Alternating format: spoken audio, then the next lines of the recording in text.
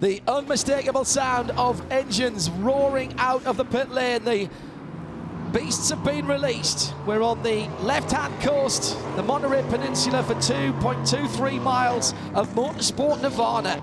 It's the WeatherTech Raceway Laguna Seca. Good afternoon, everybody, and it is just into the afternoon as the cars are rolling.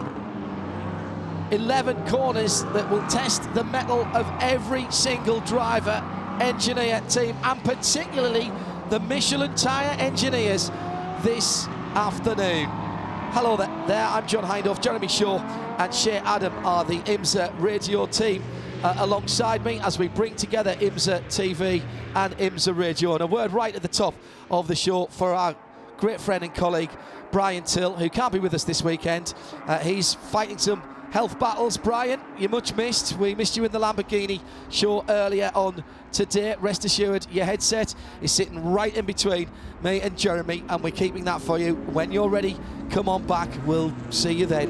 In the meantime, you have our thoughts and the thoughts of a lot of people in this paddock with you. Stay strong, brother. We'll see you soon. We come to the dying embers now of the 2019, the 50th anniversary season for IMSA. And Shea Adam, what we have got this weekend is the final of the Michelin Sprint Cup in GT Daytona, and it's perfectly poised.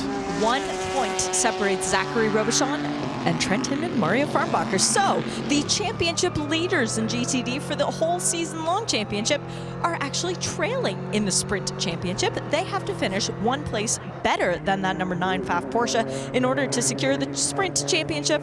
But they also have that season-long battle that they can knock out today too if they leave with more than 35 points of an advantage. So Meyershank Racing going to be earning their money today in terms of the strategists, keeping track of just where that 9 is. And for Zachary Robichon and Pfaff, well, they're all in. They want the Sprint Cup. Jeremy, as far as the GT Le Mans battle goes, Porsche all but wrapped up the team's championship. We heard in our Michelin Countdown to Green just how competitive it is between the two sets of drivers there, with Nick Tandy and Patrick Peely in the number 911 with a little ground to make up on their teammates. Yes, indeed. They came in here separated by just 11 points, so that certainly is, there's certainly possibilities to overcome that. In the other classes too, in LMP2, there's just 5 points between Mac McMurray and Cameron Castles, and same in the team championships with PR1 Matheson Motorsports and Performance Tech Motorsports.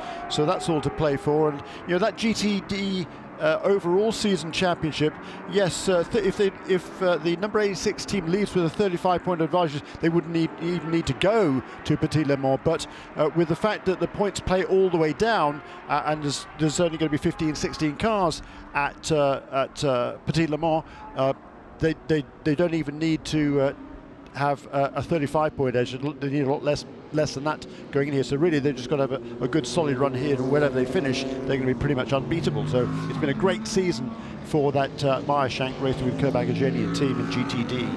And as far as DPI is concerned, Shea at the front of the field, the front row locked out by Acura team Penske, and they're chasing a championship as well, but they've got some competition.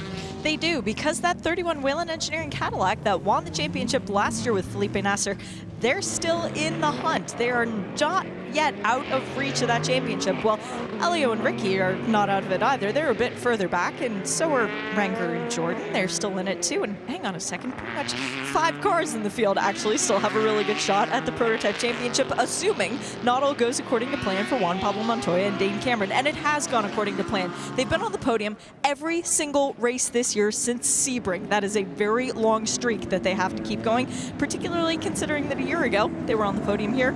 Odds are in their favor. Thank you, Shea. Jeremy Shaw alongside me, John Hindhaugh. Shea Adam, our eyes and ears. A good pack up side by side. Great flag is in the air. Can't pass until the line. They go underneath the WeatherTech Raceway Laguna Seca bridge, and the two Acuras have broken away at the front of the field, and they drop in 1 and 2, maybe a little bit wide. One of the Mazdas coming up through the inside. That'll be the 77 of Tristan Nunes, and there's side-by-side contact there. Nunes for a moment made up a couple of positions, but then had to drop back out of it, back behind Jordan Taylor in the very glossy black number 10 Cadillac that's right in the mix there.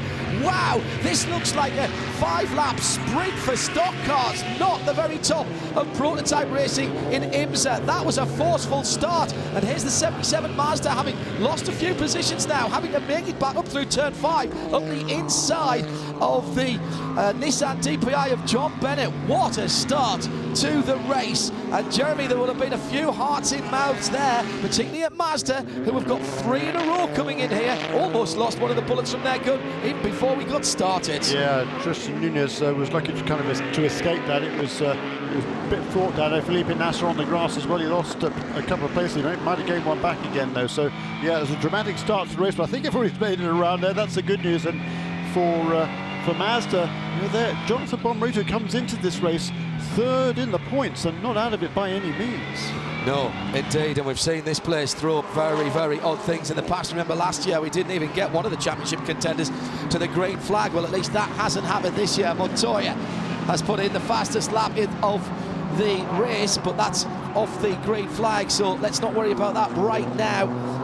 2 hours and 40 minutes was what we started with, and the two Acuras are making their bids for freedom through turn 4 again, and they're breaking away. Got a good half a second, call that a second now, back to 3rd place. That's Jordan Taylor settling in there. It's the 55 Mazda of Jonathan Bomarito who's in 4th position after all the argy-bargy of the first lap. In GT Le Mans, BMW have held the top position, coming from pole with the black number 24 car in the hands of Jesse Krohn. Ford GT in 2nd, Dirk Müller. The 66, that's the red, white and blue car in the 2016 Le Mans winning livery. And in 3rd position, the 2nd of the BMWs, Tom Blomqvist in the white number 25. GTD, Corey Lewis leads from pole position. The top of the corkscrew on the first lap, side by side. Almost contact, JDC Miller car. That was Simon Trummer in the 84 car, rubbing a bit of paint, I think, with John Bennett there. But no harm, no foul. John, I think, just had to go off the track for the moment. 1 minute 17.383 is our first flying lap. Cars full of fuel. That's very quick indeed as they thunder past us. And now everybody on the pit wall, I think, can breathe a slightly bigger sigh of relief and start maybe breathing in normal way rather than panting or holding their breath. It was a bit like that in this start, Jeremy. Anything could have happened there. It absolutely was. It was very, very tight out there, and a good start in GTD, by the way, by Cooper McNeil, who's found his way past Zachary Robichon on that opening lap to run 2nd in that distinctive white WeatherTech Ferrari. So a really good effort by Cooper McNeil. He was chastising us. We saw him this morning on the golf cart, didn't we? He was chastising us for questioning their strategy yesterday in qualifying when the number 63 car elected not to go back out onto the racetrack when the qualifying session was restarted, but he ended up losing only 1 position. We thought he might lose more than that, but he didn't, and he's got a good car coming into this weekend. In GTD, Corey Lewis leads then for Lamborghini and Paul Miller Racing, last year's champions. Trent Hinman in the 86 championship contending. Acura in 2nd, then Cooper McNeil in that 63 car, the white Ferrari that Jeremy was mentioning there. Zachary Robichon's only half a second further back in the FAF Porsche, and there's a man who needs points for the Sprint Championship as well. Came in to the Michelin Sprint Cup standings with the Michelin Sprint Cup standings just a point ahead of his nearest rivals, who are in that number 86 car. So at the moment, the championship is going to Trent Hinman and his team.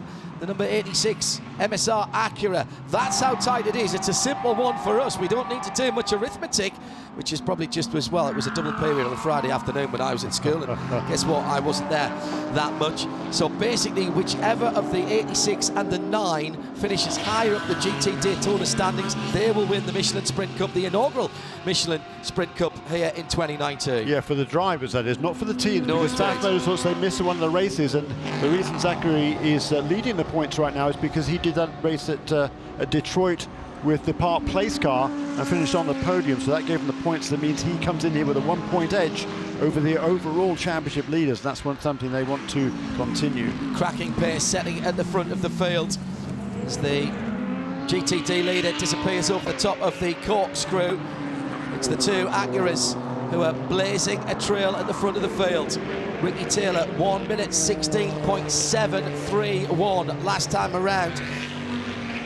In terms of the race record, that's a new one.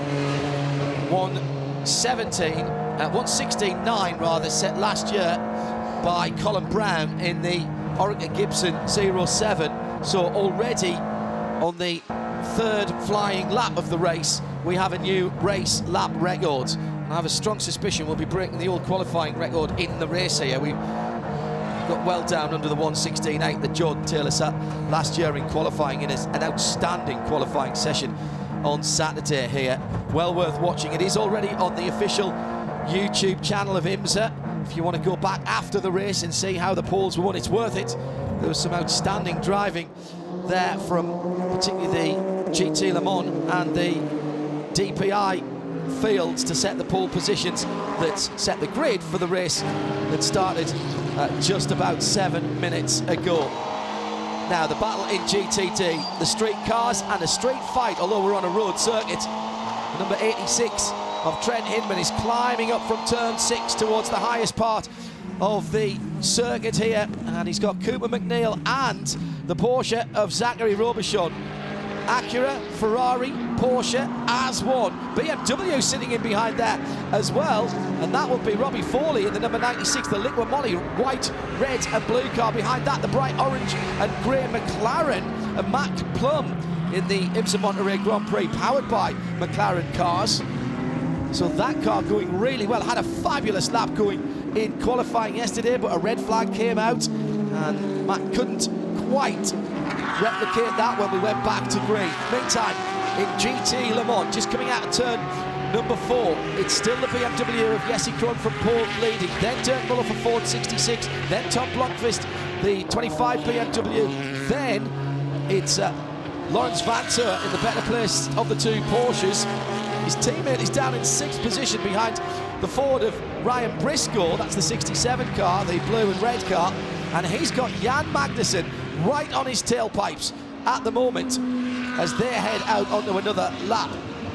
And Trent Hinman there back up in the 2nd place, and he's got back ahead of Cooper McNeil in the last couple of laps. So the championship leader in 2nd place right now, and that FAF car is 2 positions behind him. So that number 9 Porsche, the plaid Porsche, needs to get ahead of Trent Hinman and Mario Farbacher, who's going to, if Robichon is going to win that WeatherTech Sprint Cup Championship.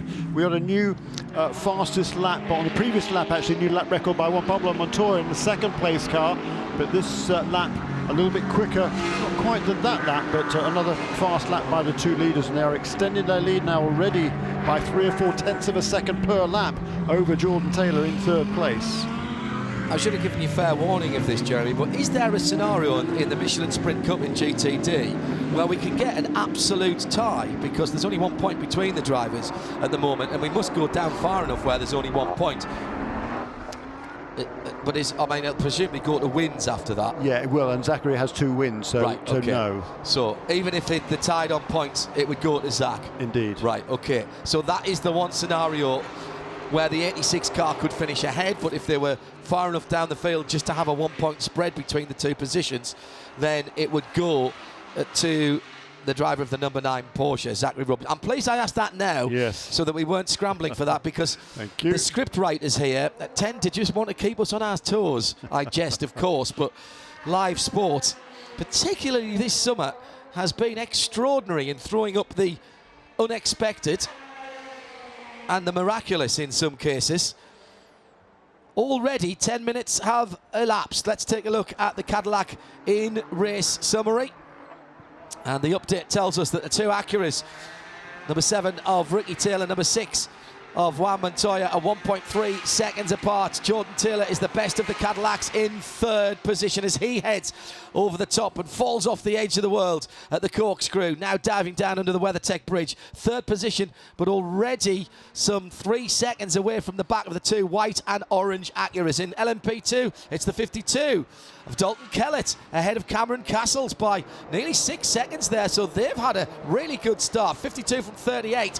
BMW, Paul Sittingcar in GT Le Mans, leads the Ford GT of Dirk Muller, but only by half a second. 2 seconds further back, his teammate, the 25 white BMW, then the first of the Porsches with Lawrence Vantour at the wheel. GT Daytona, Corey Lewis from pole position, leading a cracking battle with Trent Hinman in second in the pink and black Auto Nation number 86 Acura NSX GT3. Then it's the black and white Ferrari, Cooper McNeil, the 63 WeatherTech car in 3rd. I'm not talking about the gaps here because there's no need to.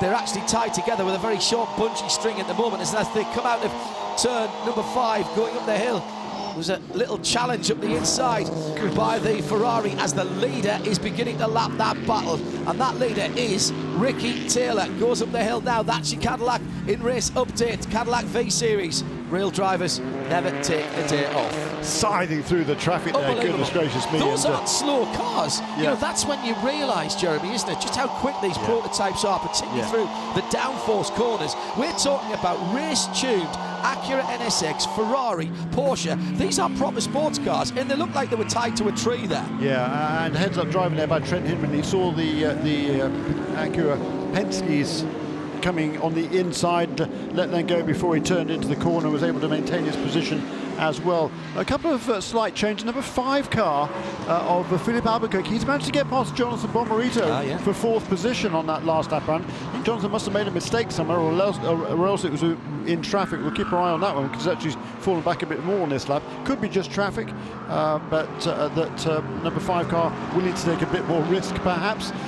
Number 38, the P2 car that fell behind a few of the GTLMs in the first couple of laps of the race. Cameron Castles quickly worked his way past them and pulled well away, and is going quicker and quicker. So it's a good lap with Cameron Castles right now in pursuit of Dalton Kellett. Yeah, the exclamation from me there as Jeremy was giving that information as the 55 of Jonathan Bomarito, and just rubbing up alongside the WeatherTech Ferrari, the white and black number 63 car. And again, heads up driving by the GT Daytona drivers. Cooper McNeil has been mugged a couple of times by fast-moving prototypes, and he's battling, remember, for 2nd place with Trent Hinman. Good heads up driving by Cooper. Disappointing weekend for him in the Ferrari Challenge last weekend down at Homestead, another IMSA sanctioned series. Qualified on pole for both races, came away with a big fat 0. 2 non-finishes, not sure he even completed a full-speed racing lap.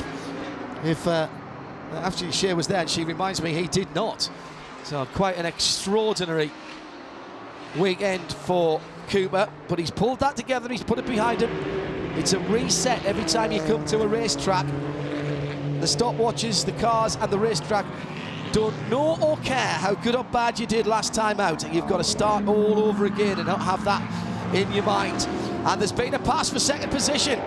Cooper McNeil, just as we were talking about him, has managed to get his head in the game, or keep his head in the game, should I say, and make the pass he's been trying for the last couple of laps. So now goes into 2nd position. Trent Hinman down to 3rd, goes down to 4th. Does he round the outside? That's got championship implications for the Michelin Sprint Cup, and the FAF car goes through, and that puts Zachary Robichon in the box seat as far as the championship for drivers is concerned. So is there a problem now for the number 86 car? Lost 2 positions in the space of 3 or 4 corners. And dropped a long way back behind the number 63 WeatherTech Ferrari. Remember, the Ferrari was ahead of the Acura for the first couple of laps. Then it changed back again. Now it's back again in favour of the Ferrari. And yeah, the Cooper McNeil is pulling away from those two. So it could have been that Trent kind of lost his momentum in the traffic as some of the prototype cars were coming past him, but to keep an eye on that. We know that tyre degradation is a major factor.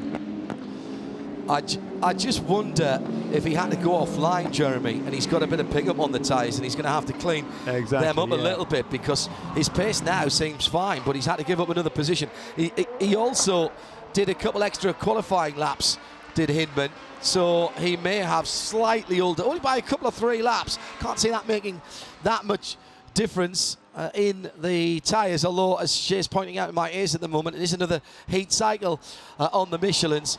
Great crowd in attendance, and the infield parking looking a picture. Plenty of people down in the vendor midway as well. We're live from trackside, IMSA Radio and IMSA TV together. Hello everybody. Shay Adam in the pit with Jeremy Shaw and me, John Hindhaugh, in the IMSA Broadcast Centre, right on the start-finish line.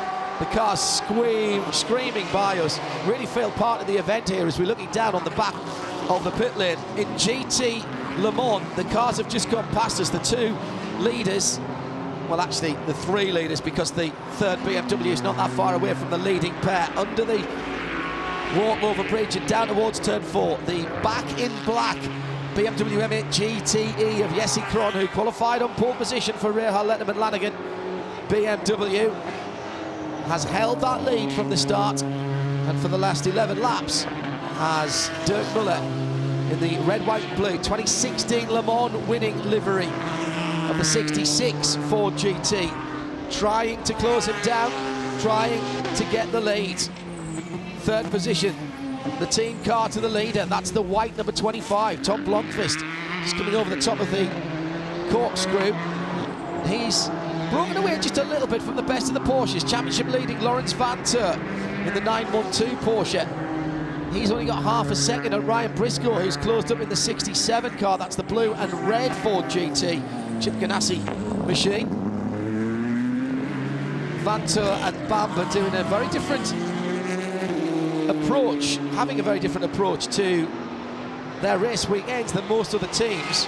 Rather than taking turn and turn about to do the qualifying, Laurens Vanthoor has done all the qualifying this year, therefore started all of the races. That normally means that unless there's an incident or a slight change of tactics, that it's certainly in the shorter races, Laurens does 1 stint and Earl does the last 2. We'll see how that plays out today. Also means that Laurens can focus on set up for the car for qualifying, and Earl for the longer runs when they want tyre longevity, fuel saving, all of that kind of good stuff that you want in the hour and 40 minutes that remain when he takes it over. Still 1 round to go, championships to be decided. Motul Petit Le Mans, beginning of October, the traditional 10-hour finale to the IMSA season. But right now the focus is on the 2.23 miles of WeatherTech Raceway Laguna Seca, where our leader is about to put a lap on the GTD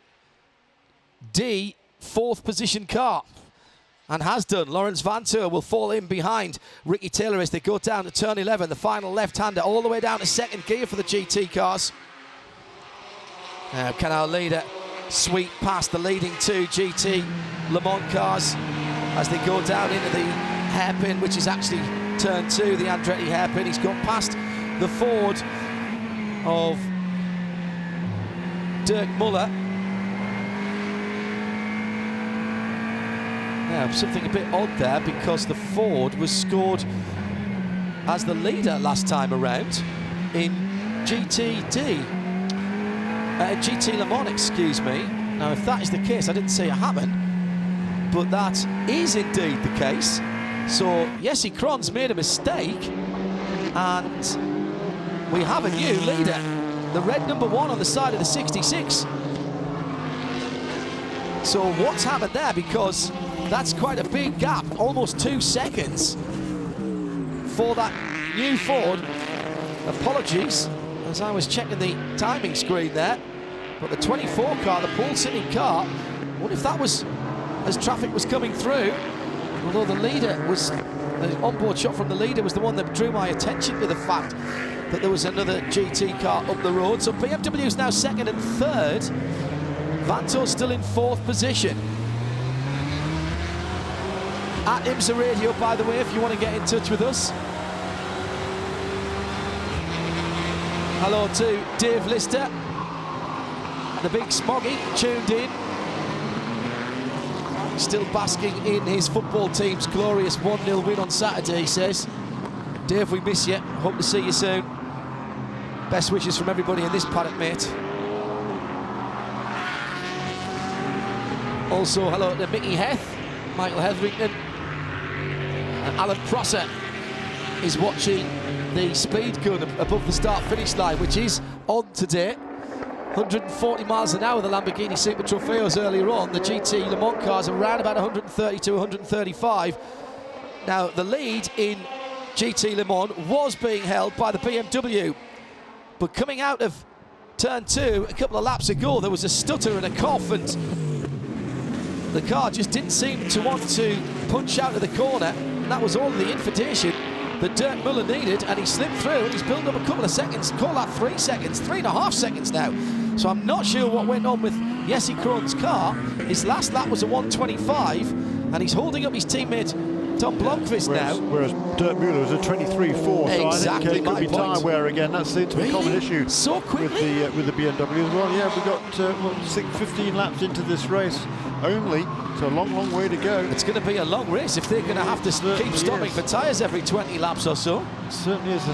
And remember, they've only got 10 sets for the weekend, Jeremy, and GT Le Mans, LMP2 and DPI have 10 sets of brand new Michelins at the start of the weekend. GTD only have 8. Yeah, so there's an element of tyre management. Plenty. It should be plenty. But it is, you do chew through them here, there's no question about it. Just watching LMP2, by the way, Don Kellett had a pretty big lead at one stage, but Cameron Castle's in car number 38 for Performance Tech Motorsports. He's closed that right down now to just a couple of seconds. It was a lot more than that not so long ago. Let's go to Shea Adam for an update from the pit lane. Nobody in the pits yet, which is good news. Shea, anybody looking anxious? Yes, Porsche's looking a little bit antsy. They have both of their second drivers, that's Patrick Pilet and Earl Bamber, with their helmets on, sitting on the pit box, still sitting next to the engineers and listening for all the information they're going to need. But they are the only GTLM team right now with the second drivers with their helmets on. Everybody's getting ready-ish. BMW is definitely another team that's putting their drivers to work by getting head socks on and all that, but at Corvette they still look pretty chill, and at Ford, well, there's no intimation whatsoever of getting their drivers ready. Got to think, Jeremy, that qualifying was in very different conditions, and the tyre choice for qualifying would have been predicated on the warm conditions in air and on track. And I wonder if those tyres maybe aren't giving the grip that they were expecting on what is a much cooler afternoon now, with the sun just for the moment or two at various places around the course just behind clouds. And I wonder if they're getting trouble getting heat into the tyres. Quite the reverse from what they would have expected in that warm qualifying on Saturday. It is a point, particularly if you get pushed offline here and pick up some marbles on those Michelin tyres. So yeah, and look in third place now. That Jordan Taylor is closed right in on the 2 Acuras. So that Cadillac, we know the Cadillac is always pretty good on its tyre wear. It's often much better than the other cars, and they were kind of hoping, the Cadillac teams were hoping that it was going to be hotter today, because then they think they might have even more of an advantage over the Acuras and the Mazdas and everything else. But Jordan Taylor is really doing an excellent job in third position. And just to point out, the big advantage that the Cadillac has is a truckload of torque. So going through traffic, if you just get out of the power band a little bit on turbocharged cars, it can take you half a second or a couple of tenths for the engine just to punch back into the power band. Well, you've got a much wider power and torque band on the big V8 of the Konica Minolta Cadillac Racing DPI V number 10 than you maybe have in some of the more higher revving turbocharged engines. The Cadillac has always been very, very good indeed through traffic, and maybe that's just helping out Jordan Taylor. He's also got the advantage, of course, is the drivers that are being lapped have been walking up to some extent by the fact that the 2 leaders have gone through. Once in a while, if you're in the midst of a battle, no matter how good a driver you are, it's easy to miss the first or second blue flag and to, oh yeah, okay, now we can pull over. Well, that could be again half a second, a couple of tenths here. It's all that makes the difference. Down in GT Daytona, cracking battles going on through the field as the prototypes come through. Felipe Nasr just going past the number 33 of Ben Keating, sitting in 8th position for that wins Mercedes. Got Christina Nielsen in 7th in the 57 Caterpillar-sponsored MSR. That's the Acura NSX, down to the final quarter for those two, and through comes the Mazda as well, pushes Keating just a little bit offline. Just what Jeremy was saying, just when Ben is trying to put some pressure on Christina ahead, through come the prototypes, and you've got to give them room because you don't want to frustrate them. Our Porsche keys to the race, patience in traffic. That stands for those who are being passed as well as the ones who are doing the passing. You don't want to throw your race away for the sake of one corner when you could have eased out of the throttle and let a faster car through. Coming up on half an hour, just half an hour. Just under half an hour completed. 25 minutes down. And still the two Acuras ahead. Ricky Taylor and Juan Montoya, 9/10 of a second apart. 7 from 6. Montoya does not like sitting behind anybody. And even if it's his teammates, he'll see that car ahead as a challenge to catch and a challenge to pass. He did a decent block pass on me coming out of the hotel this morning, to be honest. Had to keep my wits about me. He certainly wasn't going to give me any room at the apex of the right-hander as I came out of the parking area. Ricky Taylor leads, John Taylor, his brother, in 3rd position. And then a big gap, 6.5 seconds back to Philippe Albuquerque, who's got Jonathan Bomarito in the 55 Mazda right behind them, but they're fighting their way through the leading cars in GT Daytona at the moment. Now Bomarito gets through and past the number 63, Cooper McNeil, in his own race, of course. He's 9.5 seconds back on Corey Lewis, who's done a fantastic job for the number 48 Paul Miller Racing Lamborghini team. He's up the road and gone in GTD. So now the 3rd and 4th position cars, as they go through turn 5 and up the hill to 6, that tricky left-hander you turn in just on the brow. Trust that big invisible hand of downforce will get you through the left-hander. Now already up to the corkscrew. My goodness, those cars climb the hills very, very quickly indeed. Nothing between them, so that is a proper battle on the circuit as they charge now through turn 9 to the right-hander at 10. Pit lane entrance coming up on the left-hand side for the number 55 in its Soul Crystal Red. Oh, miss of the apex by the Cadillac driver in turn 11. Got nowhere near there to the left-hand side of the track where he needed to be. So is that Philippe Albuquerque making just a little mistake, or is it the first sign of grip going away for the Cadillac? He's wide in turn 2 as well, but that might be the cutback as he's caught Corey Lewis now. This is very interesting indeed. Not too far behind either. Philippe Manaza in the number 31 red-white wheeling car. Just watch that Mustang sampling car, Jeremy. For me, the first signs of him just struggling to get to the apex, as in comes Misha Goldberg in the Cadillac number 85. Shea Adam, we'll keep an eye on the action on track. Is that just for tyres already? It's tyres and fuel. They're going to put in fuel while they need it, but they're not yet doing the driver change. So Misha is staying aboard. They're cleaning off the windshield, not doing a tear-off yet, but it is 4 new Michelin tyres going on this number 85 Cadillac. Well, a little bit earlier perhaps than we might have expected. Barely a half an hour, 30 minutes in to this run. Okay, you had a outlap, a couple of pace laps, formation laps, call them what you will, but I would have thought, Jeremy, surely somewhere near 40 minutes we would have expected from the prototypes. And again, at the final corner, Albuquerque struggling to get the Cadillac to the apex, unless he's not trying to get it to the apex and he's trying to find a bit of grip somewhere else. No, he's struggling. No, he's really struggling. He is right now, and he's losing time to Jordan Taylor in number 10 car, who's extended that lead from 4 or 5 seconds out to 8 seconds now. It's pretty much a second a lap each in the last couple of laps. So he's lost the number 5 car in relation to number 10. And as you can see, the number 55 Mazda is looming there pretty large in his mirrors, but it's certainly it's been a good competitive run by the number 5 car, and it's a good battle between these two. You often hear the motorsport commentators talking about the undercut and the overcut, two expressions that I dislike intensely, if I'm honest. But what they are talking about is the performance advantage of getting into the pits and putting on a new set of tyres. And when you are doing that early, you get the performance advantage. You can make up time on anyone who stays out for a few laps longer. That is the undercut. The overcut is where tyres work better towards the end of their life, and a new cold set of tyres perhaps don't have the performance, and there if you stay out longer, you get a performance and time advantage by staying out. That's an overcut. It's very much an undercut track here as Felipe Nasser has come into the pit lane, and Shea Adams, some of the GT Le Mans teams are getting ready too. Number 3 Corvette crew is up on the wall with pit board in hand as well, and they are the next pit box behind the 31 crew and their sister car, the number 5.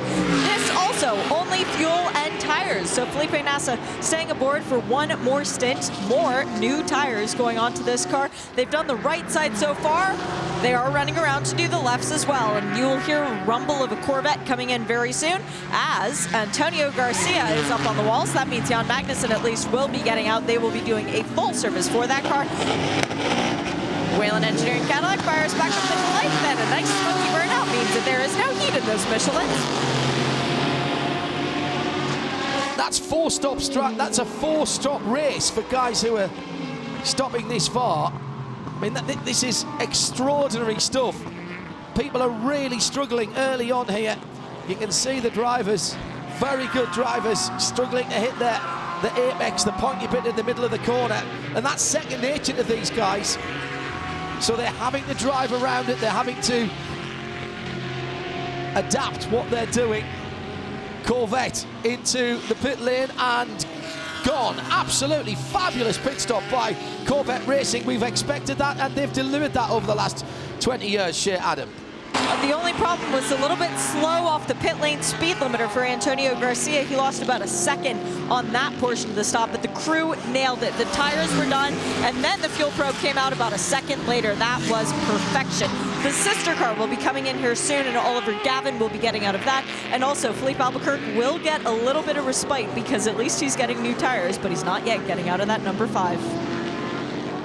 Live from trackside on the Monterey Peninsula, IMSA Radio and IMSA TV together. Hello, everybody. That was Shea Adam down in the pit lane. Jeremy Shawn, John Hindhaugh in the booth. Corvette just rejoining. No, that's the second Corvette coming in. That's the number 4 car of Ollie Gavin, which will be rumbling up to Shea Adam right now. Now, it was a driver change for the 3 car. Is Ollie getting out, Shea? Yes, he is. Tommy Milner will be taking over, and happy day after 1-year anniversary to Tommy and his wife, Lauren. Second place car has also come into the pit lane. That is the number 6 Acura. Juan Pablo Montoya brings that car in. We'll wait and see when he stops on his marks if it's time for him to get out yet and go up to Marion's to have a nice little bit of lunch. Nope, it is not. Oh, yes, it is. Dane Cameron jumps off the wall. Beautiful's out of the Corvette, rolling back into life, and now comes in the number 5. So Philippe Albuquerque's in. We've got Dane Cameron fully installed into that number 6 Acura Team Penske, leading the championship. 4 new tires for him. Our LMP2 championship leader is also into the pit lane, but that was not a driver change, so Dalton Kellett staying aboard, and 4 new tires going onto that LMP2 machine. No driver change for Philippe Albuquerque, but he is getting 4 new sticker Michelin, so that looks nice and shiny on him. Just waiting on the fuel probe for Philippe as the tire change was done. Beautiful pit stop once again by the Mustang sampling crew, and away goes Philippe. Interesting to see that the LMP2 Orica of Dalton Kellett beat out the second place car in the race. We'll see how that shakes out. Also see what happens to the cars who've done these early stops. Ricky Taylor still leading, has not come into the pit lane as yet. So see how the performance advantage of the new tyres plays for those drivers and teams who have done it. And with 2 hours and 7 minutes when that number 6 car came in, that's just over 35 minutes of racing, and in comes the leader to the Acura Team Penske stop. Not in the same part of the pit lane, of course, as its teammate. Nope, but it's a Taylor team party down here in the pit lane as both Ricky and Jordan are in. They are both staying aboard their cars, so they're both going to be getting new tires. This is going to be fun, depending on how closely they lay together. That's also the sound of a Mazda engine as Jonathan Bomarito brings in the number 55. He, too, is getting 4 new Michelin tires. That's the sound of the Acura revving, waiting for the fuel probe to come out. And away goes Ricky. All right, come on, Jordan, go catch your brother. We've both got fresh Michelin tires. And there goes Jordan with a nice sideways burnout as he leaves the pit lane. Next in is the Mazda. We're just waiting for Jonathan to be given the clearance to leave. He's revving the engine. And it creeps forward. There we go. Now Jonathan joins the party too. We also have the 84 JDC Miller Motorsports Cadillac in. That is still Simon Trummer. He's not getting out of that car, but he is getting new tires. Tristan Nunez then leads, having not stopped. So will the gamble play off? Is the performance advantage in the tyres that are on that 77 or in the tyres that has already been given to the cars behind him? We'll find out in a lap or two's time. We still have not completed 40 minutes of racing. Just done 35 minutes of racing here in a 2 hours and 40 minute contest. And these are early stops for these prototypes. And remember, the 2 Corvettes have already stopped in GT Le Mans. They've come in. They're the only 2 GT Le Mans cars that have stopped at the moment. Yeah, and that's certainly earlier than they need to stop for fuel for the Corvettes. They don't Correct. need to come in probably for another 15 or 20 minutes. So I think they're probably electing to pursue that strategy that was employed so effectively by the Ford team at Lime Rock Park a month or 2 ago. 77 Mazda going past the new livery on the number 12 Frank Monte Calvo Lexus RCF. Software company jumping into the championship. MSQL, cloud-based storage solutions, among other things that frankly I have to say I don't really understand. I like carrying around a hard drive, but great to have them here. That Ian Vassar-Sullivan team confirming Jack Hawksworth for next year. Although now at Michelin Countdown agreed, Jack was telling us he had a 2-year deal anyway, so he was fairly confident he was going to be there. Out of the final corner, GTD and GT Le Mans cars. That Ferrari is quick in a straight line. That's a GTD car, and having to drag past and do some hard work. The number 67 Ford of Ryan Briscoe is trying to chase down Lawrence Vantour, who's now in 4th position, and they're 2.3 seconds behind Tom Blomqvist, who is in 3rd. He's 4 seconds behind Jesse Krohn, his teammate, in 2nd, and Dirk Muller leads by 3 seconds now since he went through into the lead. The 66 cars built up a decent lead. Tristan Nunez still leads at the front by dint of not having stopped. Yeah, but what's his lap times like though, Jeremy? Last time around wasn't great, 120. Or was it, yeah, it could be another lap. Yeah, right. Gosh, he's still staying out. That's amazing. Yeah, 120.1. So 119.4 the previous lap for Tristan Nunez. But that's pretty amazing how far he's able to go. And that could work out to their favour later in the race. But we'll see how much time he loses. He was quite a long way behind the leaders when they first made their stops. But that Cadillac stop, car number 31 car, that was in very, very early after just 23 laps. 25 and 26 laps is the 2 Acuras, number 6 and 7, and 28 laps already completed by number 77 car without a pit stop yet. The gap between the 2 Acuras and the 3rd place car number 10. Oh, Ford spin, Briscoe at the final corner, the 67 blue and orange car, red car. Now he was in a battle for 4th position. Through has gone Nick Tandy. Ryan Briscoe gets it going. No contact there, I'm being told, by Shea Adam, who had a view of that from the pit lane. Now, he was battling for position and closed up on the Porsche ahead of him, but there's half a car, 3/4 of it. Oh, too much cut curb on the inside. Just unsettled the back of the Porsche. There's some yellow marker curbs there that are right on the inside of the curbs, almost like speed bumps, but running alongside the track, not at right angles to it, and he got far too much wheel on there and just looped it around, looking not to get picked up by the GTD battle that was in behind him. including Cooper McNeil and Zach Robichon, who are absolutely together. In comes Tristan Nunes from the lead.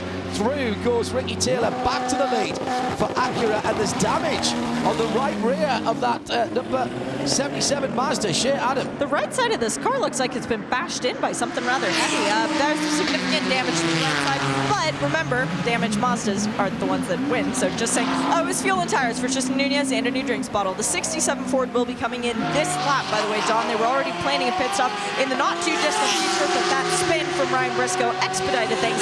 And now Richard Westbrook is up on the wall. His shoes are not very pink today, I do have to say, as indeed Ryan Briscoe into the pit lane. It'll be 4 new Michelin tires for Westy to go out and try and get a win here. It's been 3 BMW wins in the last 4 years. The only non-BMW win came as a result of this 67 Ford GT crew.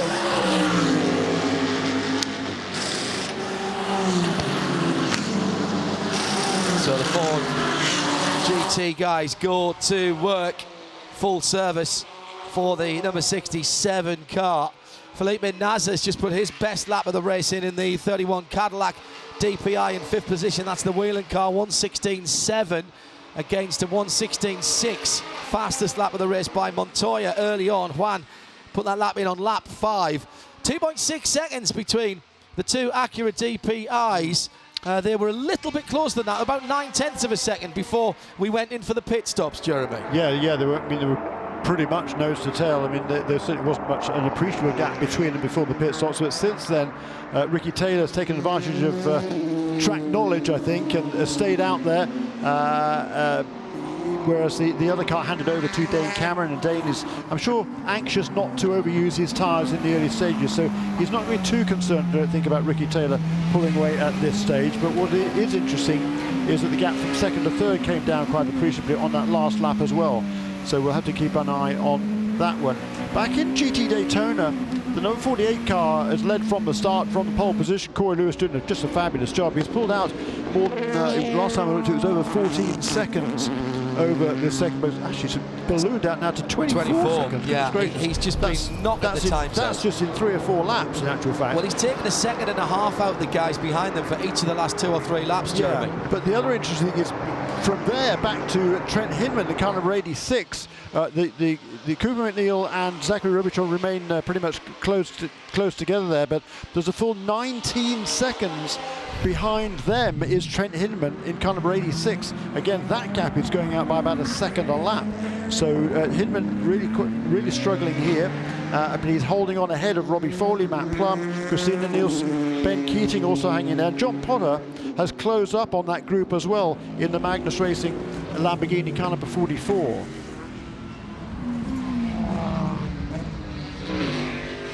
At IMSA Radio, if you'd like to get in touch with us, coming down just under 2 hours to go, 40 minutes having been completed. Here's a Cadillac in-race update. We'll start with GTD before they start thinking about their pit stops. Corey Lewis then, more than 24 seconds between himself and the chasing pack, which is led behind that 48 Lamborghini by the 63 Scuderia Corsa Ferrari number 4, Ferrari 488 GT3. Cooper McNeil doing a great job. He's under real pressure from third place Porsche Zachary Robichon, the man leading the Michelin Sprint Cup at the moment. Meantime, Lawrence Vanther has come in from 4th position in GT Le Mans, which is led by Dirk Muller in the 66 Ford. He's got 4 seconds on Jesse Krohn in the pole sitting.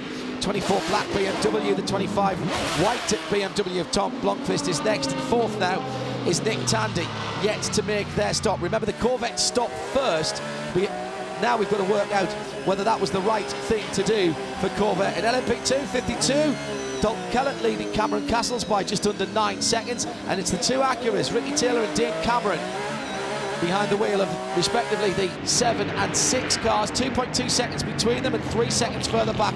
The best of the rest is the number 10 Cadillac of Jordan Taylor. That's how it stands. An hour and 56 minutes to go. Your Cadillac update with Cadillac V Series, because real races don't take time off. And our GT Le Mans leader is in and stops right next to Shea Adam.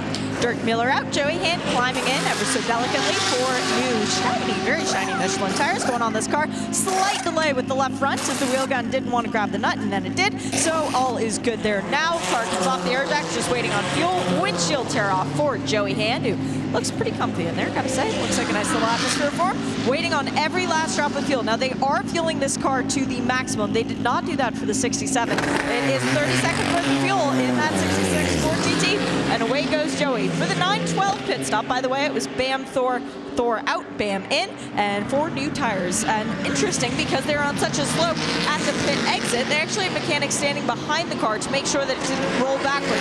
So Earl had a little bit easier of a time slipping the clutch to get things going. That's a good point, Shea, actually, because of course as soon as you dip the clutch to start it, it's going to start rolling backwards. Fair point, well made. Well, this has been fast and furious, hasn't it? And every so often, about every 2 or 3 laps, Jeremy, we get a great clump of cars together, which is the technical term. It's called clumping. Yep. 2.23 miles seems long enough for, what, 31 cars. But all of a sudden, as I say, about every 2 or 3 laps, you'll get 2 or 3 classes clumped together in 6 or 7 cars, line astern, and the faster cars working their way through.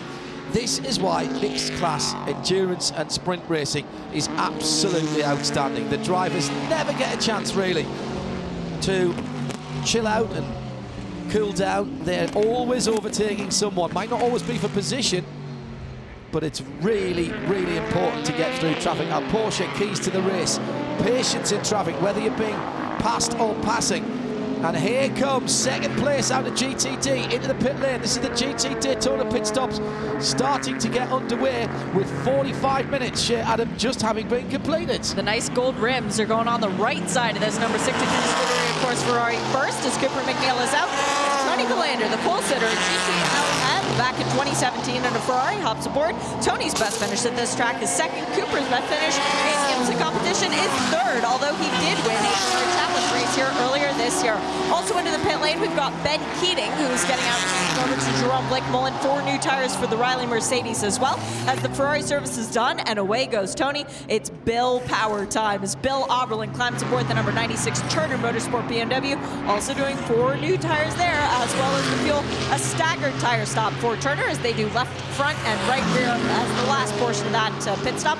Both of the Lexuses are in the pit lane, and I'll watch their stops for you, John. As we've just had a really struggling. Yes, they really have. Just had a change of position. Ford and Corvette battling together. Ford GT 66 and Corvette number 4. And it was Joey Hand who led across the line. Then he took it back. Now the number 4 is back ahead, Tommy Milner. But as they go into the corkscrew, the Ford goes down the inside. Can he get it stopped? Oh, barely keeps it on the track through the middle of the corkscrew. This is brilliant stuff. Both of these cars, of course, have made their first stop, but the Corvette stopped a long while earlier, so has got the Michelins up to temp and pressure. That's been a brilliant battle. It's 4th, 5th and 6th, but with the cars ahead to stop, that's a really interesting scrap that's going on through the final corner now and out onto the main straight. The Ford is back ahead, so at the end of this lap, they're in exactly the same position as they were at the end of last lap, but I think at least 3 times, well, it'd have to be an even number, wouldn't it? 4 times the position changed on that lap. Outstanding stuff by both guys. Not a hint of trading of paint or pushing people off the track. Fair, respectful, clean, brilliant racing in GT Le Mans. And GTD, the number 86 Acura, just fallen behind the McLaren of Matt Plum, who has not yet made a pit stop. He's running very, very well right now, and the last lap time for Trent Hinman was a 31. I think he must have had a problem on that lap, which is when Matt Plum got past him. But he was running 26s early on, nowhere near that pace now, as we see the BMW of car number 25 on pit lane. It's the 2nd place car. And Shea Adam is at BMW Team RLL. Fuel tires and a driver change going on for that car. So Tom Blomqvist out and Connor DeFilippi in. And also in, out of GTLM, the number 911 Porsche, Patrick Pilet's turn to go out and play for a little while and place of Nick Tandy. New tires for both of those teams. Pretty good stops as well. We're just waiting for the last of the fuel to go in on the number 911. They should be able to get driver change and tyres done in the time that it takes to fill the tank. They have. The car's already off its jacks. The flat 6 engine is fired up. They're waiting. This is taking an age. It must feel terrible. Now the Porsche engine fires up and disappears from right in front of us. The scream of that open exhaust out behind its team car. Now he's still in the pit lane, but the pit lane speed limit is gone. So he can attack this left-hander. It's really tight. You've got to be careful on colder tyres. Out he comes. And that was a good stop. Patrick Pilet now installed. Second place in the championship with Nick Tandy, remember, as he gets up to pace coming out of turn number 3. He's dropped behind the number 67 Ford GT, which now has Richard Westbrook behind the wheel.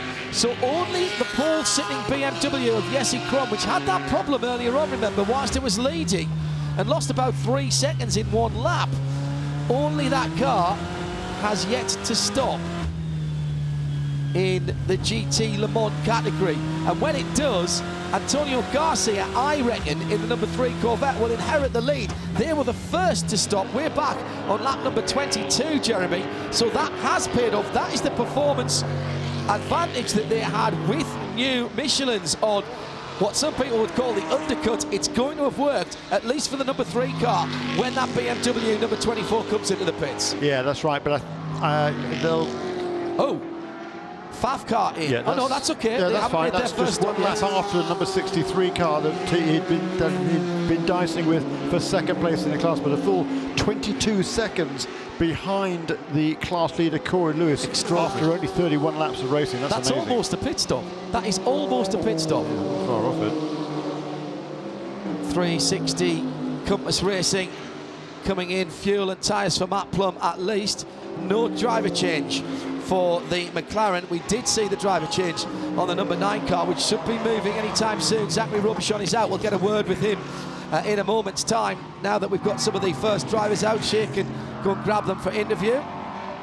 And in fact, we have done just that as Cooper McNeil pulled himself up to second position after a great fight early on. Shea Adam is there. Cooper, how good did it feel to be battling up there at the front of the field?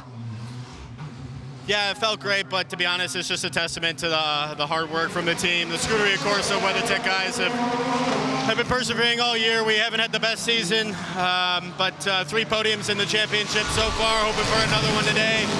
The car's pretty good. Our WeatherTech Ferrari was really good right off the bat, right when we rolled it off the truck earlier on Friday, so really happy with that. So far, so good. I mean, there's a long way to go.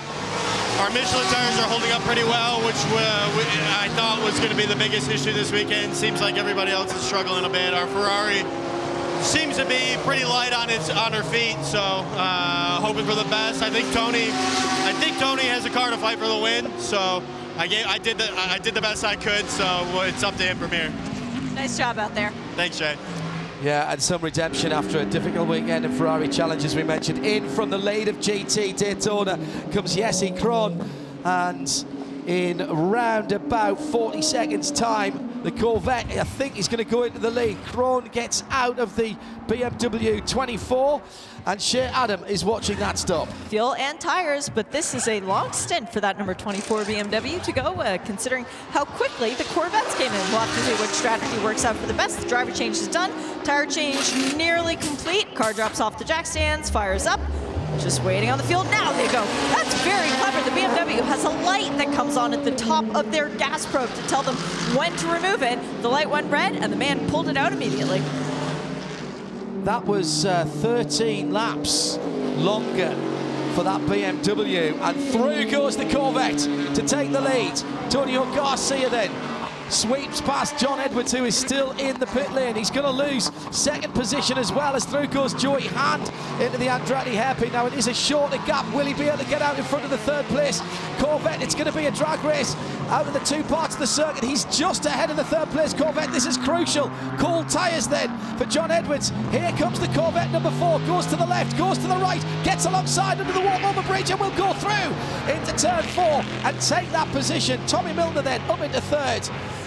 Fantastic stuff at the front of the field. Antonio Garcia leads from Joey Hand second, from Tom Milner third, from John Edwards. Ran the longest, but lost the lead because of that performance disadvantage to the cars that stopped earlier. And Corvette Racing, surprise, surprise, surprise, they got their tactics right. Well, stopped way back on lap 22, but they've made it work. If the race was to finish after on lap 40, but the way the fact it's 2 hours and 40 minutes means that almost certainly they're going to have to make an extra pit stop compared certainly to that BMW. So there's a long way to go, but it's fascinating to see these different strategies at this point in the race. Well, they're not far off making their second stop if they only get another 22, 23 laps out of those tyres, Jeremy. We're about 4 or 5 laps away from them coming in again on time. Yeah. And tyre wear will improve during the day. I think it won't be there'll be more rubber laid down. That'll help alleviate what difficulties the teams have been having, to some extent at least. Jeremy Shaw and John Hindhaugh in the IMSA Broadcast Centre. Monterey Raceway Laguna Seca once again dealing up a fantastic GT race. Let's not forget the head of the field, while Ricky Taylor leads his teammate Dane Cameron in the 2 Acura DPI, 7 from 6, 1.5 seconds. We're closing in a little bit now. Jordan Taylor in third position, under 2 seconds behind the 2 leaders. Absolutely. The 2 Acuras came in, they made their pit stops after 25 and 26 laps. The number 10 car also came in after 26 laps. The gap from the 2 Acuras to the number 10 car was as much as 4 seconds. It's now down to less than 3 between the first and third place cars. On that last lap, Dane Cameron clearly had some traffic issues and lost a fair bit of ground. But certainly the number 10 car is looking good at this stage in terms of its tyre wear, I think. And it's pulling away just a little bit. Actually, it's not pulling away from number 5 car of Philippe Albuquerque. No, he's sitting actually, about 5 seconds further back, but that's been fairly constant, keeping hasn't it? pace. Off has gone that's the GDC Miller Motorsports car. The 84 car, the 84 and the 85. The 84 had closed right up on the 85 car. Remember, the 85 car was struggling early on, made a very early pit stop after just 21 laps. And as a result of that, was able to move ahead of the number 84. Number 84 had caught him, but I don't know whether he was trying to pass his teammate there, and that's why he spun it. We didn't see that, but maybe we will see it now. Who knows? All gaggle of cars going through traffic at turn number 5. And a pass for the lead has seen Dane Cameron go through in that traffic. We said he closed up on his teammate, and Dane Cameron, the 6 car now leading. Ricky Taylor coming out of turn 5 and heading up to 6 in behind the BMW number 25, which is in 5th position for Conor de Filippi, and that was 3 classes in 1 corner, and the lead overall has changed. And the 3rd place car of Jordan Taylor is not far now behind Ricky, so it's going to be a brotherly battle as they head up the hill. Who's going to get squeezed there by number 45? It's Andy Lally who's taken over the wheel of that car after a really good first stint by John Potter. He fell back a little bit in the early stages, but closed up onto the main pack of cars in GTD. I tell you what, Corvette have cracked this with Antonio Garcia at the moment. As Jeremy said, we've still got an hour and 43 minutes to go. How will that balance out? They've translated that early pit stop 9 laps earlier than the Ford GT in second. 2.1 seconds the lead there, but they may have to be making a stop. They could have adjusted their tyre strategy, remember. The GT Le Mans cars, the only Michelin-shod runners here who have the choice of compounds, and they'll have been working with their own dedicated Michelin tyre engineers just to work through the options and what the change in temperature from practice and qualifying on Friday and Saturday has made here. Into the pits, the leader of GTD. What a stint this has been by Corey Lewis, and surely he'll be getting out and giving Brian a run. An hour, pretty much an hour, 58 minutes in this heat. That is very impressive, and Sellers is already installed in the car with 4 new Michelin tyres. And Corey Lewis, well, I think we better let him get his breath back here before you try and have a word with him. That was very nearly an hour in the car. Brilliant stuff. And I'm just seeing if Tony Vielander has gone through in the 63 car. And I don't think he has. I think they've pitted and not lost the lead. Yes, they have. They have pitted and not lost the lead. Well, yeah, because everybody else, that was the last car to pit, so they're going to come out now. We're going to be interested to see what the gap was. It was over 20 seconds that they had over everybody else before that round of pit stops. Have to wait and see. They've got a good 8 laps longer than the Ferrari did, that's in second position, so that might have trimmed their lead a little bit. They're heading down the hill now, through the corkscrew right now, whereas the 63 of Vilander comes to the corkscrew about now. Meantime, first, second and third caught in traffic and trying to put laps on the Corvette number 4. Check that, that's the 3 Corvette going through turn 5. Also in there, the class leader. JTC Miller Motorsports prototype, who has shown them a clean pair of heels going up the hill. The Cadillac's got plenty of torque, we mentioned that earlier on, into the corkscrew.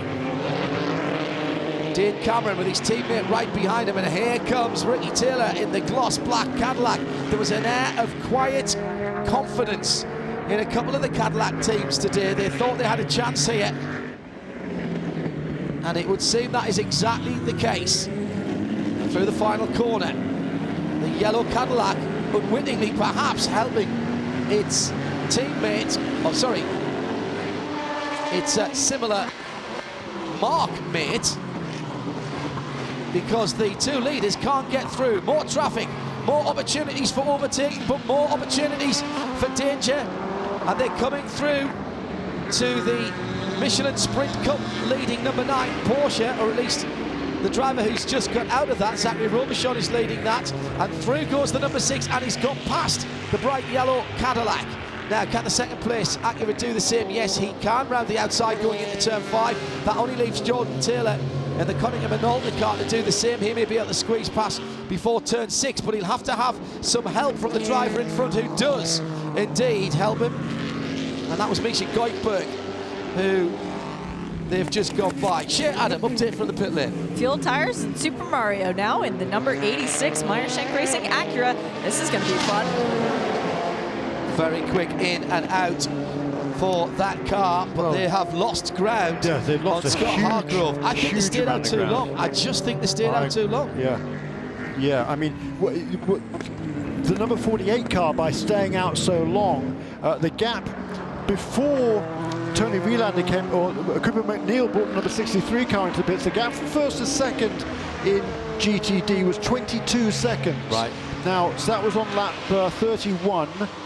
8 laps later, it was when the number 48 car came in, and that gap between the 2 cars, now they're both back up to speed, is less than 10 seconds. So by staying out longer, the 63 car on fresh tyres was able to claw back more than half of the deficit that it had before. Yeah, about 1.5 seconds to 1 3/4 per lap if you average it out. Now that's a lot of performance advantage to coming in early. The cat's out the bag now, though, Jeremy, for that, so everybody will have seen those numbers. They'll all be crunching the possibilities and putting the values into their spreadsheets to see what the computers spit out. Yeah, but look, I mean, they went a full hour before making that stop. Well, it's a 2 hours and 40-minute race, and to me, we've already seen this season, if you equalise the tyre stints, split it into 3 stints. The time stints, yes, it helps. absolutely. It can help with tyre wear. We know this is a high tyre degradation track. Battle for GT Le Mans is on, coming down from the corkscrew. The bright yellow Corvette of Antonio Garcia has the 66 red, white and blue Ford right in his wheel tracks. Goes to the right-hand side of the road to set himself up for the final left-handed corner. Punches out of it all the way onto the green runoff area. No thought of track limits there. Now to come and complete the lap. Still 1 hour and 37 minutes to go. Everybody now has completed 1 pit stop. The Corvette has 2 more laps to go on this set of tyres to be about where they were when they first pitted.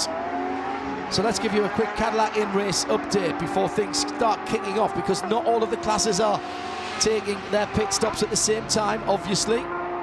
Dane Cameron by 1.1 seconds now. The 2 Acuras have switched over after that battle in traffic. So Cameron from Ricky Taylor by 1.1, then 2 seconds further back, Jordan Taylor in the Cunningham and Alter Cadillac DPI. Philippe Albuquerque falling to 6 seconds further away in 4th position.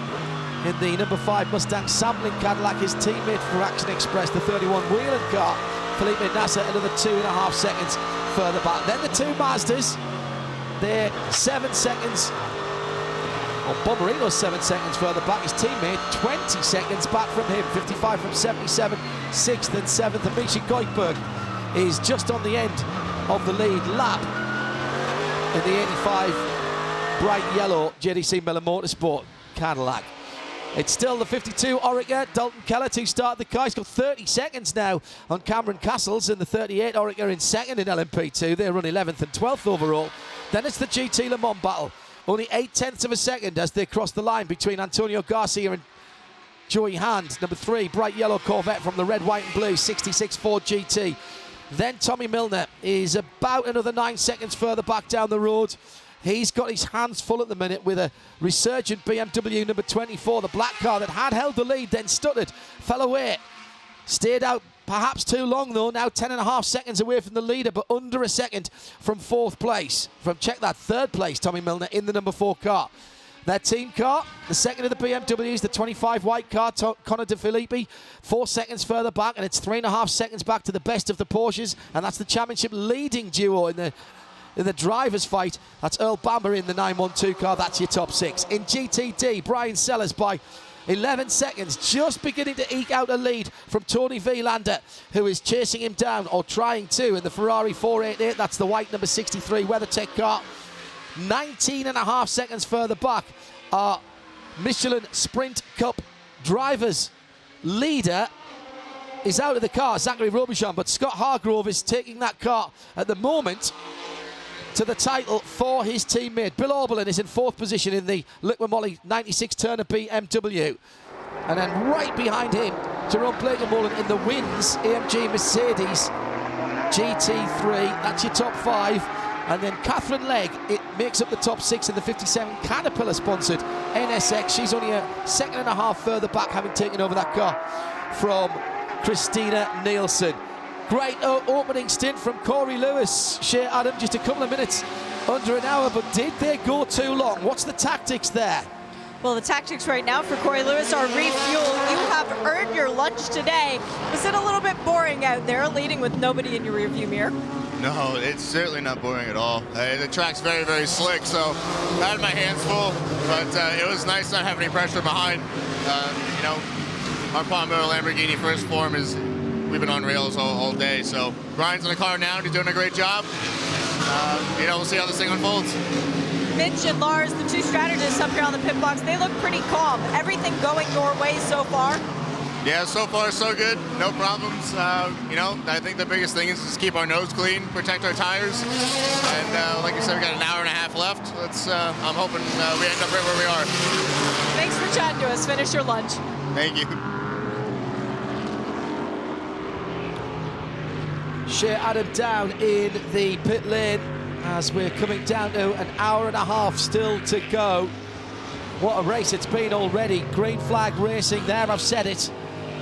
Brings out the best in this IMSA WeatherTech SportsCar Championship field.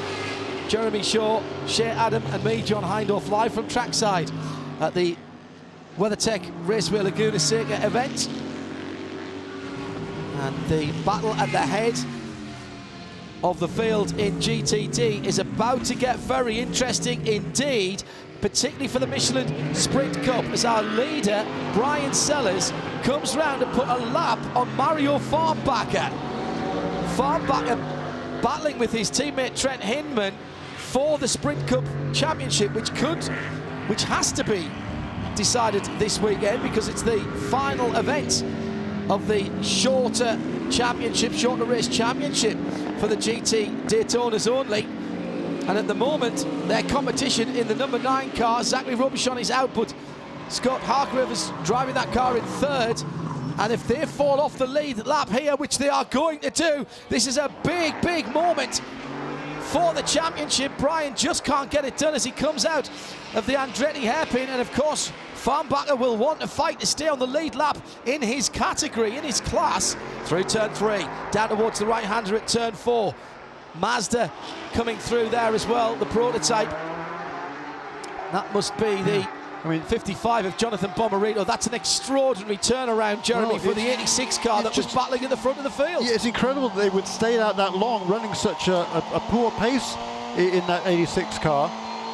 Can you hear me? Yeah. Okay, I can't hear myself all of a sudden. I mean, because they stayed out so long on that old tyres and were really struggling there, they've lost an awful lot of ground. I mean, you know, at the beginning of the race, they were running in second place. Now they're a lap down.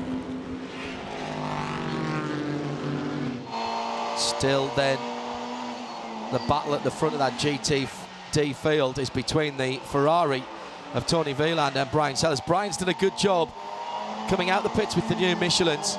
He's pulled out, 3 seconds or so on Tony Wieland in the last 3 or 4 laps.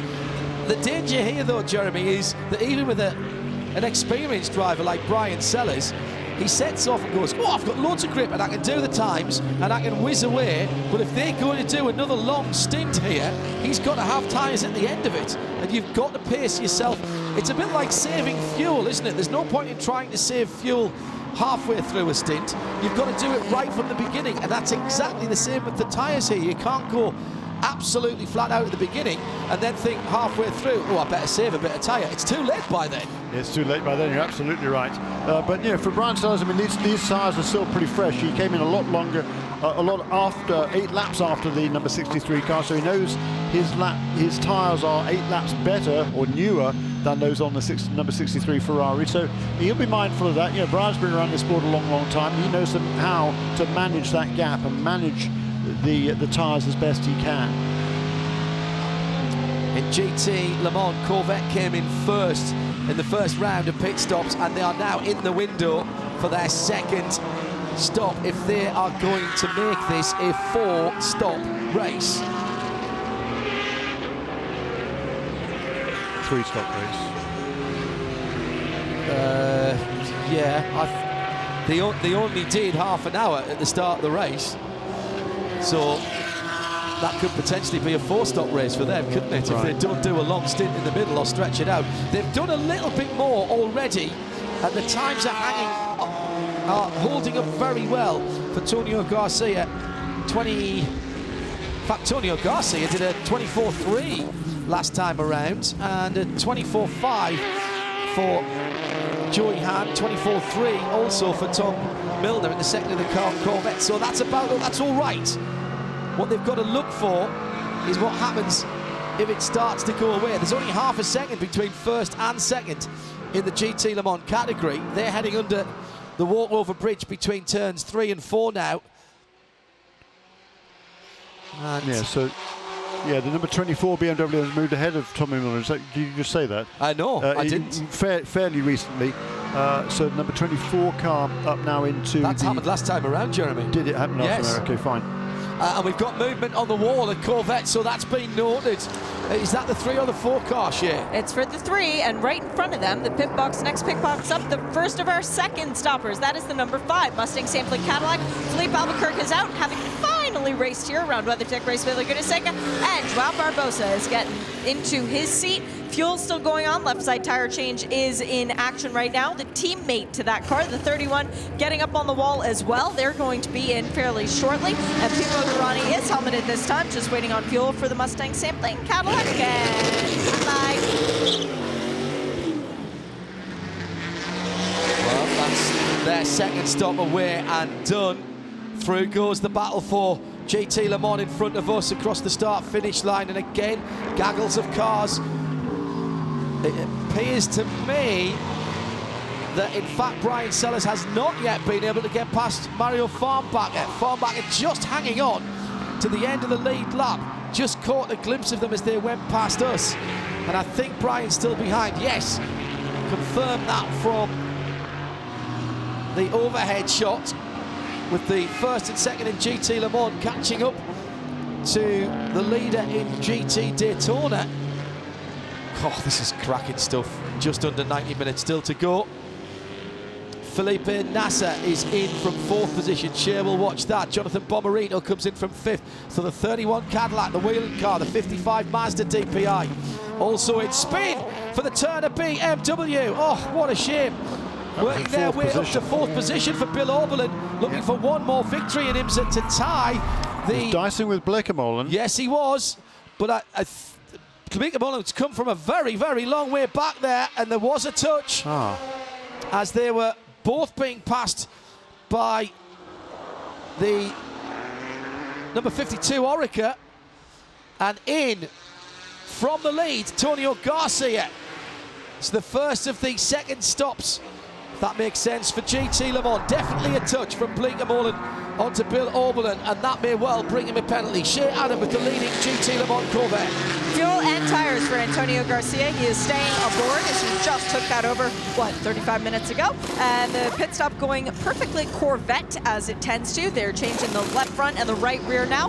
Crew members have jumped up on the wall for the sister cars. Both of the Acura Team Penske's are in. That's the sound of Antonio leaving. The 6th car doing fuel and tires. No driver change because they put Dane Cameron in the last time around. Fuel and tires, and they're putting in a little bit of Elio into the car. So Elio Castroneves taking over for Ricky Taylor, meaning there's only one Taylor out on track now. The windshield tear-off comes off, just waiting on fuel for that number 7. Who's going to get out first, the 6 or the 7? Well, the 7 is a little bit further back down the pit lane, revving the engine from the 7. 7 is cleared to leave, waiting on the 6. The 6 is still with the fuel probe attached. Still waiting now. The 6 is told to go, and the 6 leaves just in front of the 7. Which is, of course, exactly how they came in, and the only Taylor out on the track is the man they're all chasing. Cadillac DPI, number 10, the black Konica Minolta machine is leading by 35 seconds as Dane Cameron came out the pits. Yeah, and on the 4 laps before the pit stops, the 2 Acuras pulled out about 3 seconds over the number 10 car that was pursuing. The number 10 car has not yet made its second pit stop of the day, but certainly the 2 Acuras were able to turn some really quick laps of 17.5. Whoops. A touch out on the circuit, and it's the 7 car of Elio Castroneves who comes off worst. That's down to turn number 4 as he was going by. He was outlap. Yeah, he was on the outlap, and I think he was trying to go by one of the other prototypes. He got a tap on the left rear that sent him off the track. Penalty for Jeroen Bleekemolen.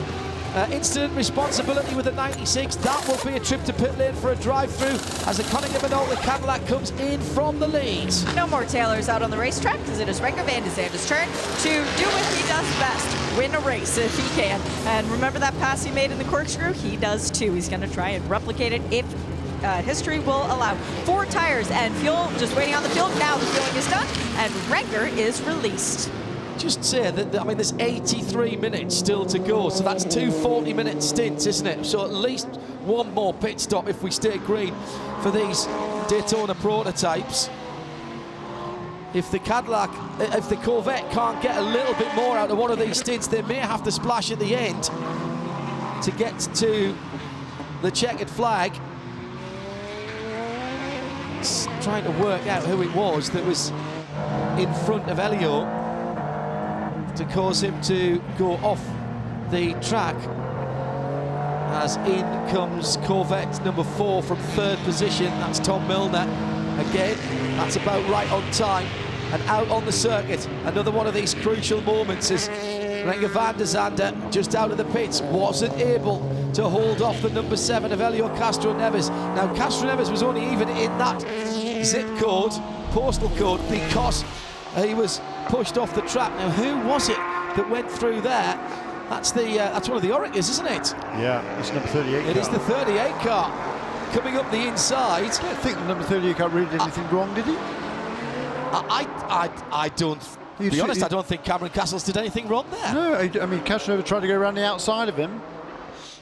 Is it Castle still at the wheel of that car? Yeah, it is. Yes, it is. Wow. I saw the black car fleetingly. Castroneves is caught up with him now. This could be interesting. Elio now with the car that he came into contact with a couple of laps ago. Can we give him a wide berth this time? He certainly has. Stuck his nose down the inside, did Castles, but didn't really do much more than that. I haven't seen a note that that's being investigated, actually. We've given you the details on the drive-through for Jerome Blakemole. Yeah, that's not at the moment being investigated. At IMSA Radio, if you'd like to give us a shout on Twitter. Still Brian Sellers sitting in behind Mario Farnbacher. This time he gets alongside, going into turn 4. Oh, Mario's turned in on him. They're going to go through turn 4 side by side. Not a smart move there by Farnbacher. He was really beaten to the corner there.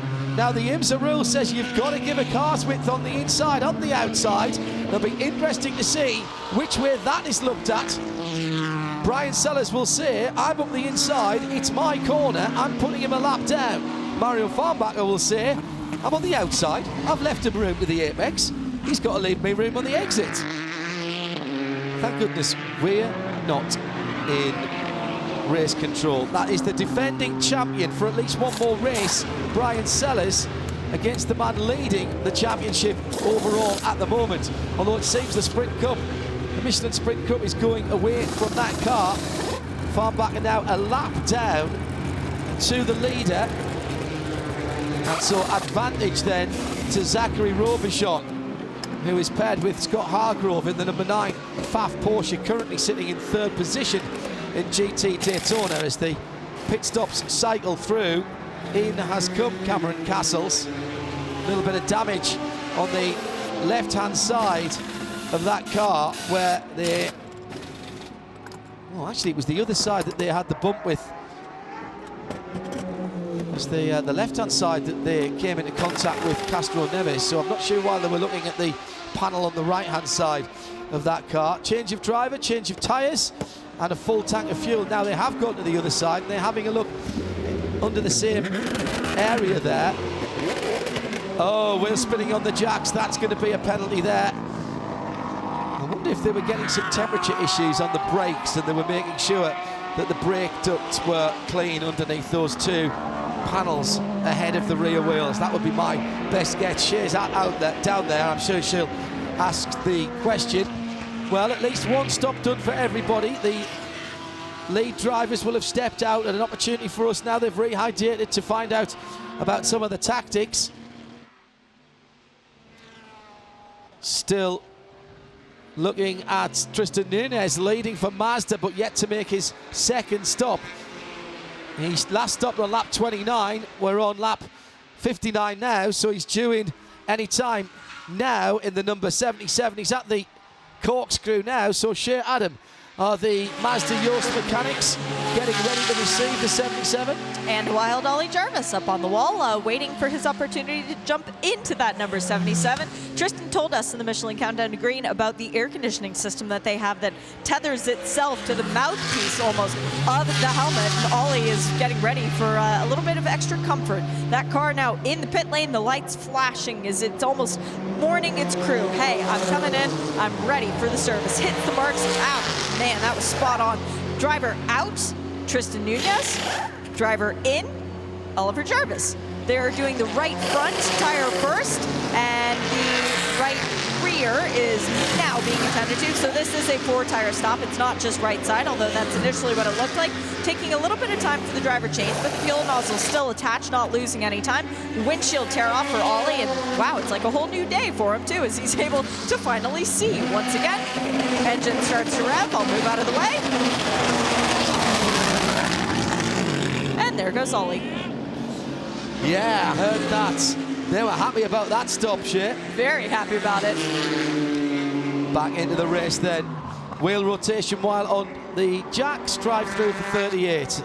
No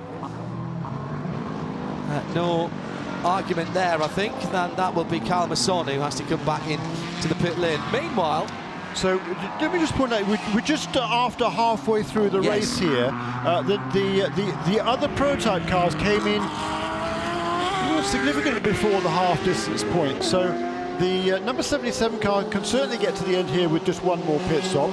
Not sure about the other guys, in particular number 5 and 31. They're the earliest stoppers under this sequence. So this is going to be really interesting to see how this plays out. It could be the number 77 car at this stage in the race can complete the pit stop with one less, complete this race with one less pit stop. That would be really interesting. That would be very interesting indeed. Get the memes out. We are halfway there, just over actually. IMSA WeatherTech SportsCar Championship round 9. We're here at the WeatherTech Raceway Laguna Seca, live on IMSA Radio and IMSA TV.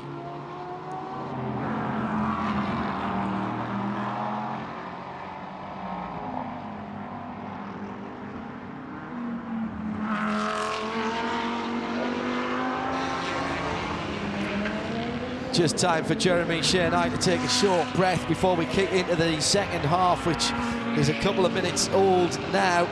Bit of damage on the right front of the class-leading number 48, Brian Sellers Lamborghini Huracan. That's the Paul Miller racing car. Second position for Tony Vielander, but he hasn't even crossed the line yet, and Brian's already heading up the hill. Still waiting for the Ferrari. Here it comes now, I think. Onto the front straight. So Sellers has pulled out 13, call it 14 seconds. That's the better part of 5 seconds then since he came out of the pit. He's just eased gently away. Antonio Garcia puts the Corvette number 3's fastest lap in of the race last time around. So does Tristan Vautier in the number 85 bright yellow Cadillac. Both of those drivers getting the benefit of new Michelin tyres and using that performance in the early part of this, what is probably their penultimate stint. Tommy Milner in the second of the Corvettes, he's down to a 22.9, so half a second quicker than his teammate. Those two Corvettes now out of sequence again with the rest of the field. Remember, they'll cycle back through to the front of the GT field when the other cars ahead. They've made 2 stops, the other cars ahead have only made 1. GTD battle coming through, or GT Le Mans battle coming through the GTDs, and the GTD leader in there is lapping traffic at the moment. Been an excellent pace shot by Corey Lewis, and now Brian Sellers has the Ford number 67 of Richard Westbrook in 4th position in GT Le Mans, looking forward to the BMW number 96 of Bill Oberlin, having been spun earlier, for which Jerome Blakemolen has had his drive-through, but makes up a position there. Oberlin just gone down the inside of Townsend Bell, using the confusion of traffic to his advantage. Nice job by the experienced Bill Oberlin. He is one IMSA race victory away from the all-time record set by Scott Pruitt. Scott is the Grand Marshal here this weekend. Still looks ridiculously fit. He says he's retired from racing unless, but he looked trim in his race suit when he was in with us the other day, Jeremy, and clearly no lack of ambition and no lack of skill for Scott Pruitt, who has had 50 years of racing experience behind him. And I'll tell you what, you just felt, didn't you, that he could get into any of these GT cars and still turn a decent lap. Here's the 912 Porsche coming down the hill and goes up the inside of Brian Sellers coming into the penultimate corner. That's turn number 10. 912 is our championship leader for the drivers. Earl Bamber has 12.5 seconds on his nearest rival, who is his teammate Patrick Pilet, but they're in 5th and 6th at the moment. Can Porsche find something in the last hour and 13 minutes of the race? Who's got the right strategy this weekend? Are Porsche keys to the race? Managing the tyres, executing the pit stops, and patience in traffic. Not likely to be a fuel decided race run here, as we've seen in the past. In any of the categories, it's all down. I think it's all. I mean, we've seen. No, it could be fuel. The number 77 car has a chance here to make one less pit stop than everybody else. But I mean, can he make the tyres last, Jeremy? Well, yeah, but yeah, I mean, if you think of it, you know, he was leading when he came in there. True. So if you can, it cycles around. Yeah, it does. Yes. It's you know, it's not out of the realm possibility. It's unlikely because he's a long way behind. But Oliver Jarvis is on the lead lap now, and he's fresh to go to the end of the race. Tristan Nunez, certainly did exactly what was required of him in that first opening double you're stint. Right. He's only 50 seconds, isn't he, behind the race leader? Yeah, which is not enough, I think, to make I don't think you can work do in their favour, but it's not totally. far But still, away. you know, it's worth a try, because they weren't going to beat the Acuras on pace. And which Multimatic engineer is calling the shots strategy-wise for the 77? That would be Lena Gade. Never second guess the gate. If Lena has worked this strategy out and her drivers can execute the way she wants it to, you wouldn't bet against that car being there or thereabouts. We've now got the two Action Express cars, number 5 and 31, nose to tail, heading into the Mario Andretti hairpin on their 67th lap. This will be, and they're all closing up on. Not on Dane Cameron, who's well out in front now. He's got a 10.4 second lead over his teammate Helio Castroneves, but only a couple of seconds behind him is the number 10 car of Ringo van der Zande, and then pretty much right with them now both of the Action Express cars, so Cadillac's 3rd, 4th and 5th, and turning good laps at this stage in the race. Actually turning a little bit quicker laps on average than even our race leader. Jeremy, there's still 71 minutes. Yeah, quite. And a lot of light colours at the sharp end of the field, particularly for Mazda drivers. 1:16.8 for Tinknell, 1:17.1 for Jarvis. They are the fastest laps of the race for the Mazda 55 and 77. 16.6 is the fastest race lap way back on lap 5. That's a new race lap record for Juan Montoya. So just a couple of 3 tenths away for Harry Tinknell. And in with a real chance here, those two Mazdas. Tinknell, he'll cross the line in a moment. I can hear the Mazda coming. There it goes. Lose them coming through the final corner. Tinknell under 30 seconds from the lead at the moment. But he still lost a couple of tenths of a second to the Cadillac trio. He's running the same sort of lap times on average here as the Cadillac trio ahead of number 10, 5 and 31. The gap between them around about 12 seconds. Ollie Jarvis is 17 flat that time around. That's a good lap. That's a good lap, but he hasn't hit the traffic that the guys ahead of him have just done. They've all turned 19s. The 4 cars ahead of him have all turned 19s last time around. An 18 for Helio Castroneves and a 17.8 for the leader Dane Cameron. And that is the effect of traffic. Get caught in one of those little bunches of traffic, the GT cars that are all scrapping among themselves, and you've got to make some very, very quick decisions. In the battle for the Michelin Cup, which will be decided today, it's the final round of the Michelin Sprint Cup in GTD. Advantage at the moment to Zachary Robichon, who we've not heard from yet. Wonder if he's lurking in the pit, or he daren't watch when Scott's in the car. Scott Hargrove in the number 9 FAF car, 3rd position at the moment. And the guys they need to beat, they are beating.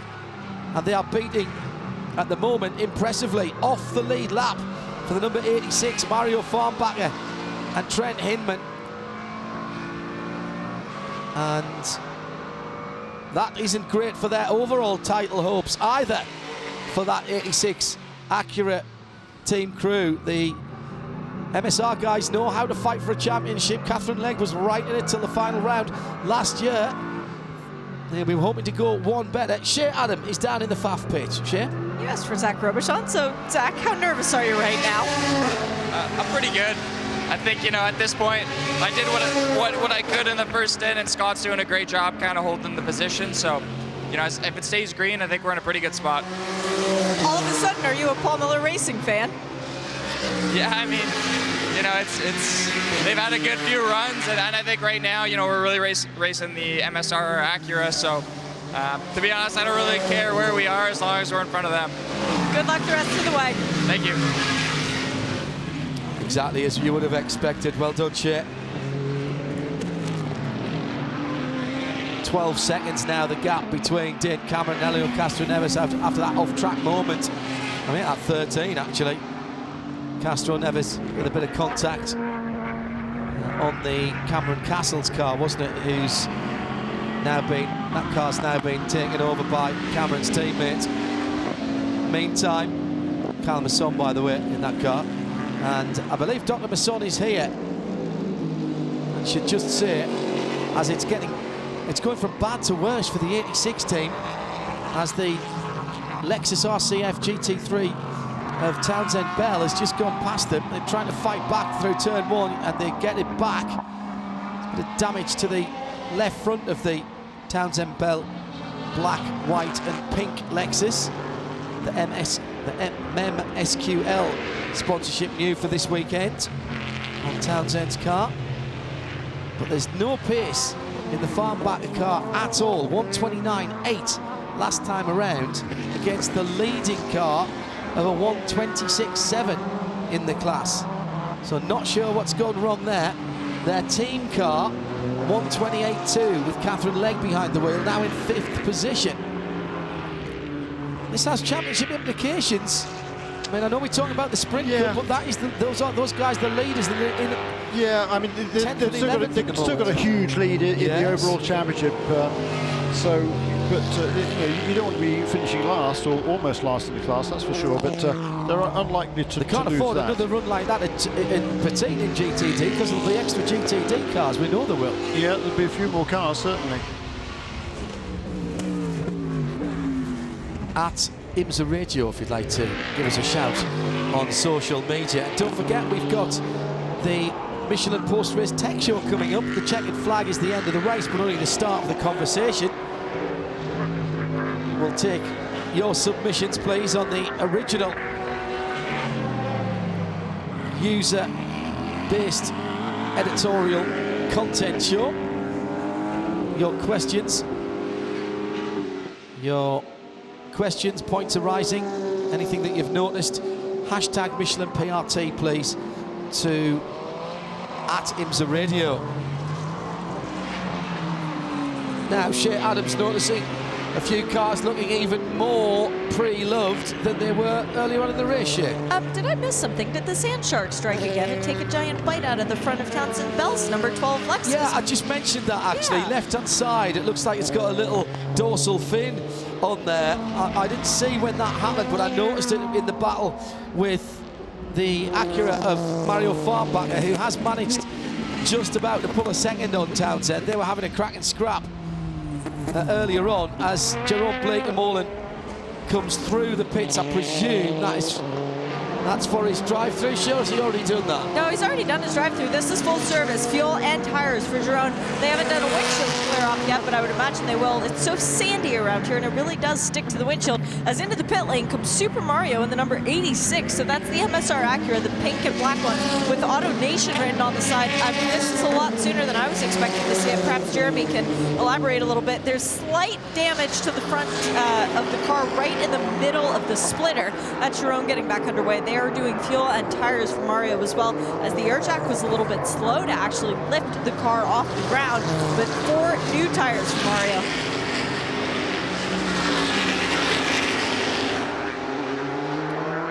Coming down towards the last 64 minutes of racing here on the Monterey Peninsula this afternoon. Winds just turned round a little bit, and that will potentially have an impact. Out goes that number 86 car then. So it's a very short stint then. Yes. For that number 86 car. That's tyres, isn't it? So that they've had some issue on the back of that car. They've got some problem because that's way early. I mean, the first stop was way long, and this one way short. Curious. Very curious. Not, Matt Plum in the McLaren number 76. Decent run for them at the IMSA Monterey Grand Prix, powered by McLaren cars. Welcome to the IMSA family, to McLaren cars as an event sponsor. And Catherine Legg also in the pit lane in the other MSR Acura.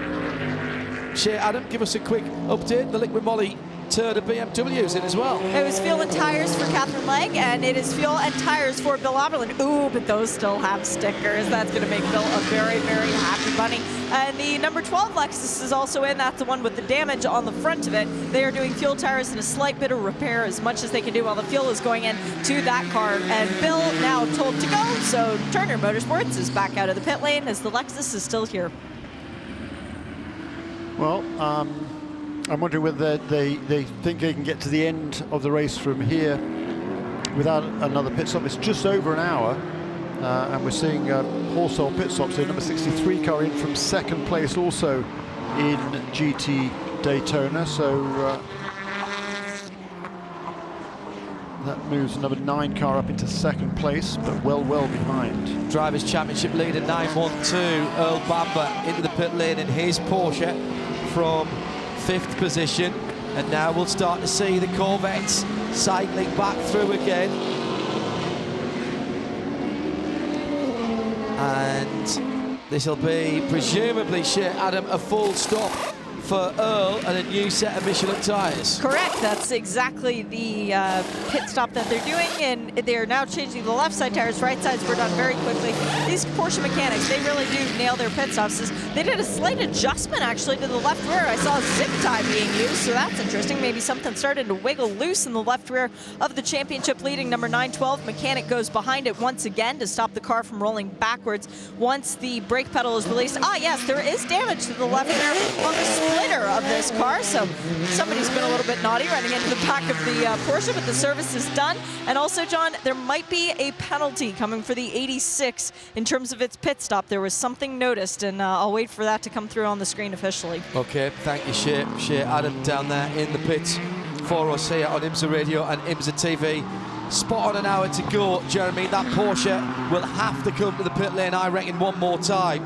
Certainly, I don't think around here they can do an hour on fuel. I'm sure they can't do an hour on tyres.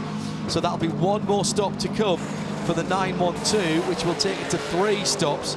The Chevy Corvette is due, well, not due in for a little while yet. 44 being held. It's been a really good run. Moment. Really good run for that team. Up into 4th place in the class, Andy Lally, as he makes this sketch. I think probably scheduled pit stop. It's around about an hour to go, as you say, and he's moved up. Just the 48 car stays out there now, as it does the number 9. Those are the only 2 cars amongst the leaders that have yet to make a pit stop in GTD. A change, by the way, for 4th position overall. Number 31 car, Pipo Derani, found a way past Joao Barbosa on the last lap, on the 73rd lap. That could be the lap, oh crikey, 75 already, that was quick. So a couple of laps ago. Time flies when you're enjoying yourself, Jeremy. No kidding.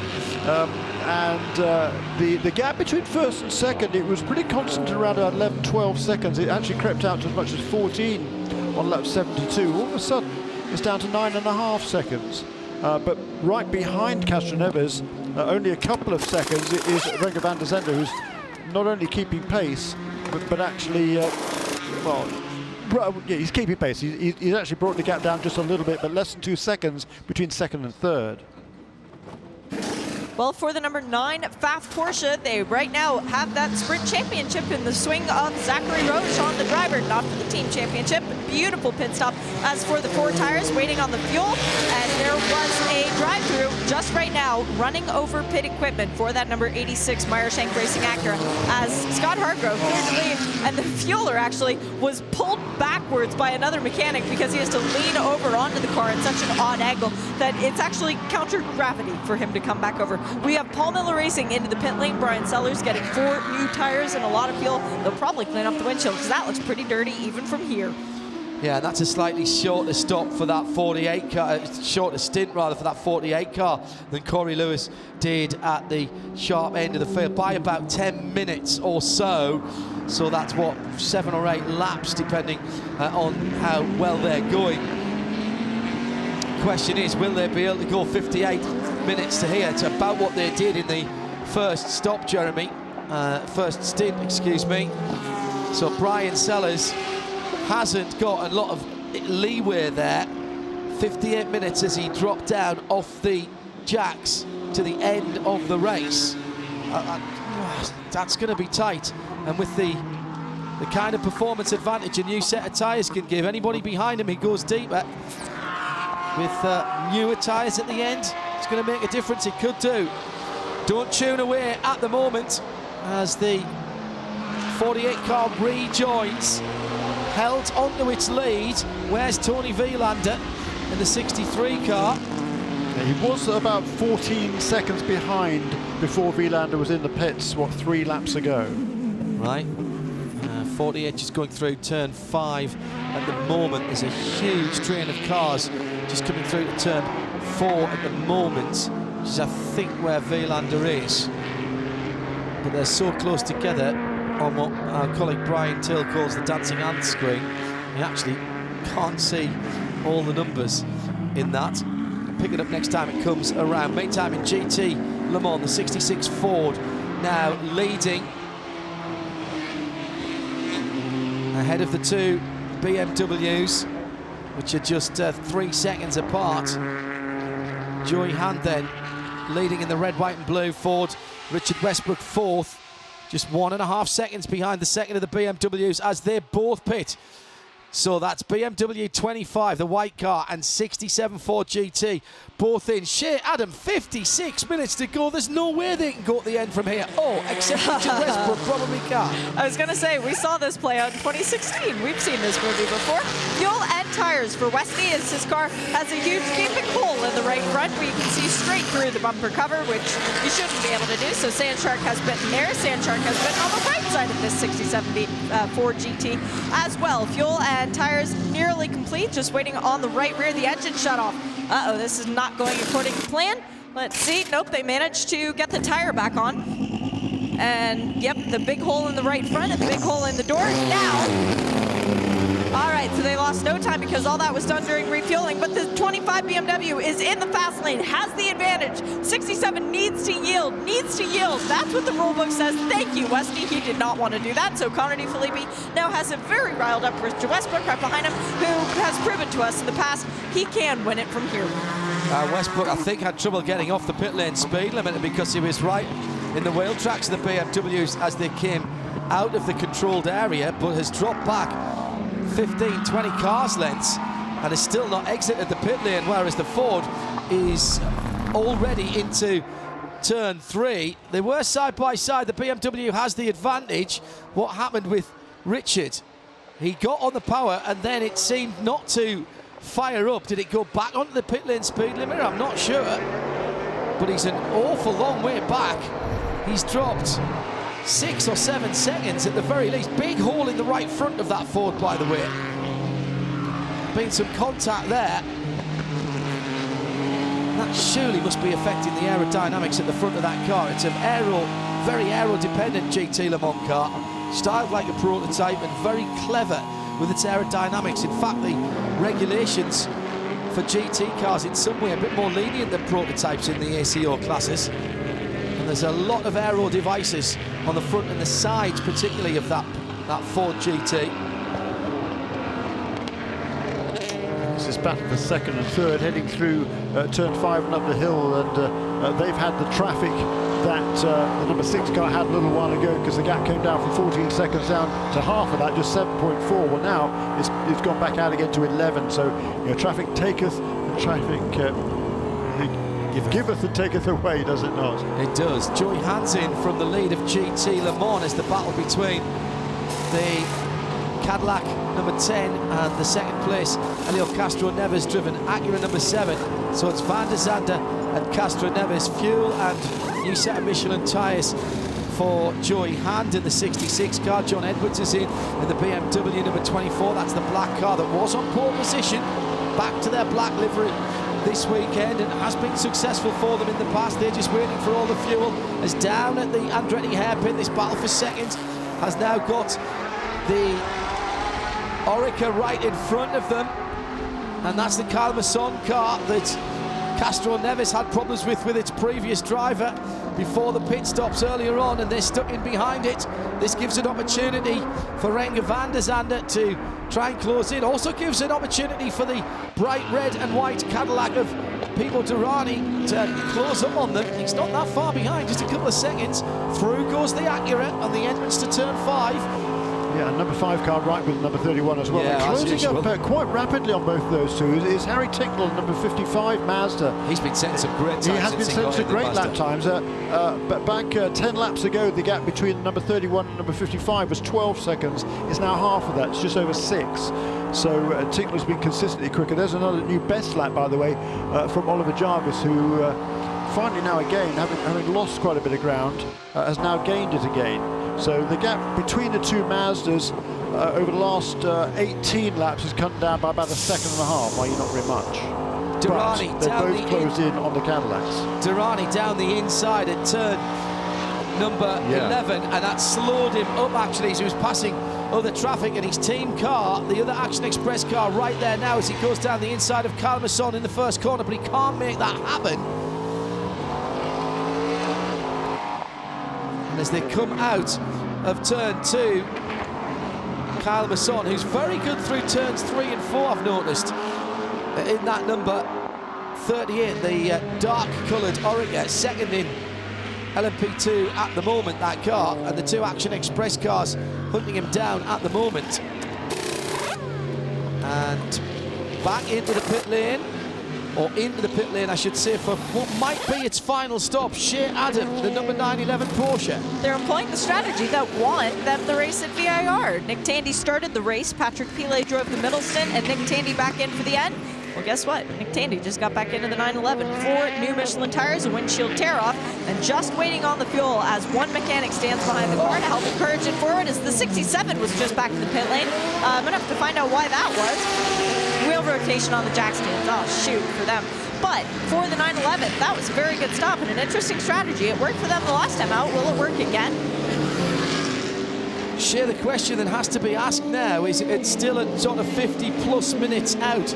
Can those GT Le Mans cars that have just made that, which is their second stop, can they go all the way at the end? We know the two Corvettes, which are leading now, will have to stop again.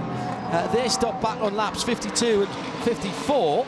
We're already on 82, so they're not going all the way to the end. Then we've got the Westbrook Ford. He was on 76, 73 was Conor De Filippi. I think all of those cars will have to splash. The Corvettes, how far will they go into this race before they make their last? If they can do another 10 minutes, then we know that their third stop will be their last. It's a question of whether the two stoppers are going to try and eke out the fuel and therefore also the tyres through the last 50 minutes of the race. And I think, I've got to tell you, I think that's a gamble. I really do think it's a gamble. Shea Adam has asked that question of the 911 in terms of fuel, Shea? Yeah, they're good. They're comfortable, and they told Nick that he can even push. They don't need to save. Wow.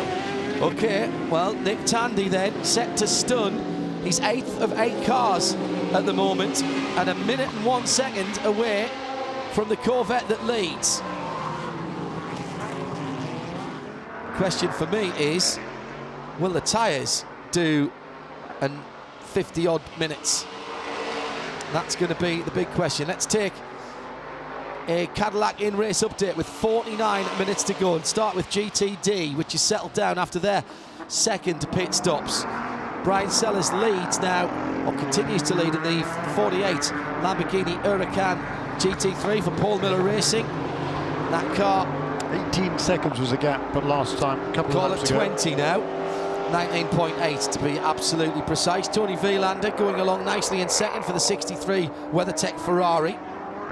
Third position for the second of the Lamborghinis. Different team, Magnus Racing in the steel blue and matte black car. He's only 4.2 seconds behind, Scott Hargrove, sorry, in third position in the Pfaff Porsche, and then 4.2 seconds further back from that is Andy Lally. Catherine Legg is another 6 seconds or so back in 5th position. Lally's closing quickly. Yes, he is. That was his fastest lap of the race, 1:25.8 for Andy Lally, and Scott Hargrove did a 26.3. That car's fastest lap of the race, but clearly not fast enough then. Top 6, Jerome Bleekemolen after the drive-through for contact on Bill Oberlin, the 33. Riley Mercedes AMG GT3 with the Wins sponsorship. Jerome sharing, of course, with Ben Keating. He's in a top 6 position at the moment. The big story there is the relative lack of pace of the championship leading Acura NSX. For the overall championship, Mario Farmbach and Trent Hinman off the lead lap and 11th out of 11 cars running in GTD. And that's bad news for the Sprint Cup, the Michelin Sprint Cup, because the car that they are battling for that effectively is the Pfaff Porsche, although Scott Hargrove isn't in the battle. His teammate Zachary Robichon is.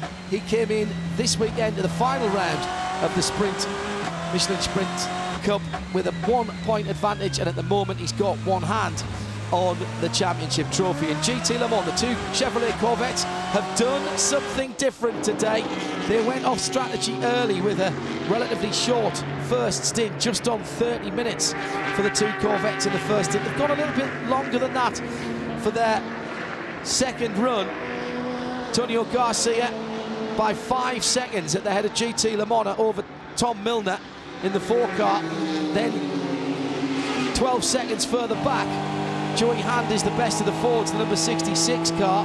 Then the two BMWs, the black 24 from the white 25. They've got 3 seconds between them, but the leading BMW is nearly 20 seconds away from a podium position at the moment. Making up the top 6 is Earl Bamber for Porsche, having not yet made his third and final stop. And I reckon all of those cars will have to come back into the pit lane. Certainly the two Corvettes will. The first of the third stops has been done by Nick Tandy, and that was with just on 50 minutes to go. Fuel, yes, okay, say the Ford GT team. And yeah, that was the 912 car, though. That was his second stop, excuse me. It's only Richard Westbrook who's made the 3 stops. 3 times through the pit lane, they've done a drive-through. Excuse me. That's my bad there. My mistake. So Nick Tandy's okay after his second stop to go on fuel. The question will be, what performance can he wring out the Michelin tyres at the end? Meanwhile, in the prototypes, there's been some fuel save going on in this stint by the leaders, and Dane Cameron, though, has extended his lead again. Now it was at 14 seconds, it came down to 7. It's now back to over 15 seconds over the sister car of Elio Castroneves, who remains being tracked by the number 10 of Renger van der Zande. And the number 5 car is still running right behind Pipo Derani in the 5th position. So number 31 car in 4th. He's about that gap's gone out to 6 seconds now. It was down to a couple about half a dozen laps ago. But number 5 car, that was the first car that made its pit stop, most recent pit stop. That was on lap 54. So he's gone a lot longer this time on fuel, number 5 car, than he had previously. Love these green flag races, Jeremy. I really do, because you see the teams fighting for every 10th of second. This is really going to be interesting. I mean, I agree. The gap from number 5 car now, which is on big fuel save, but not losing much ground to any of the other leaders, has come down to 1.4 seconds now over Harry Tinknell in the Mazda. And the second of the Mazdas was 22 seconds behind the 77 was 22 seconds behind the 55 car just 8 laps ago. That gap is now 12 seconds. So they're all concertinaing closer together. Got some pit lane callers for Shea Adam, and this is going to be tight as well for last stop for the 2 Action Express run cars. Pipo Derani in the red white 31 is followed in by Joao Barbosa at 44 minutes. Yeah, I think they can do 40 minutes by the time they get back on the track. Shea, this should be their last visit to you. I would hope so. They're doing fuel and tires for the number 5 and fuel and tires for the 31 as well. Right sides first for both of those cars. And the next pit box back is the number 3 Corvette, and the pit board is just dropped down for them as well. So it's a very busy section of the pit lane. New tires going on the 5 for Joao Barbosa, and just waiting on the car to come off the air jacks. There it goes for the number 5. All right, so Fuel Pro should come out of the 31 first, and then the 5, leading a clear way back out onto the racetrack. There it goes for Pipo. There it goes for Joao, and into his box comes Antonio Garcia. New tires and fuel for that number 3 Corvette. When the 4 car came in and did their last pit stop, it was the best pit stop I have seen on the pit lane this year. They did fuel and tires a minimum amount of fuel that they needed to in the term of everything else being done. So the car was only stationary for 19 seconds. Away goes Antonio Garcia.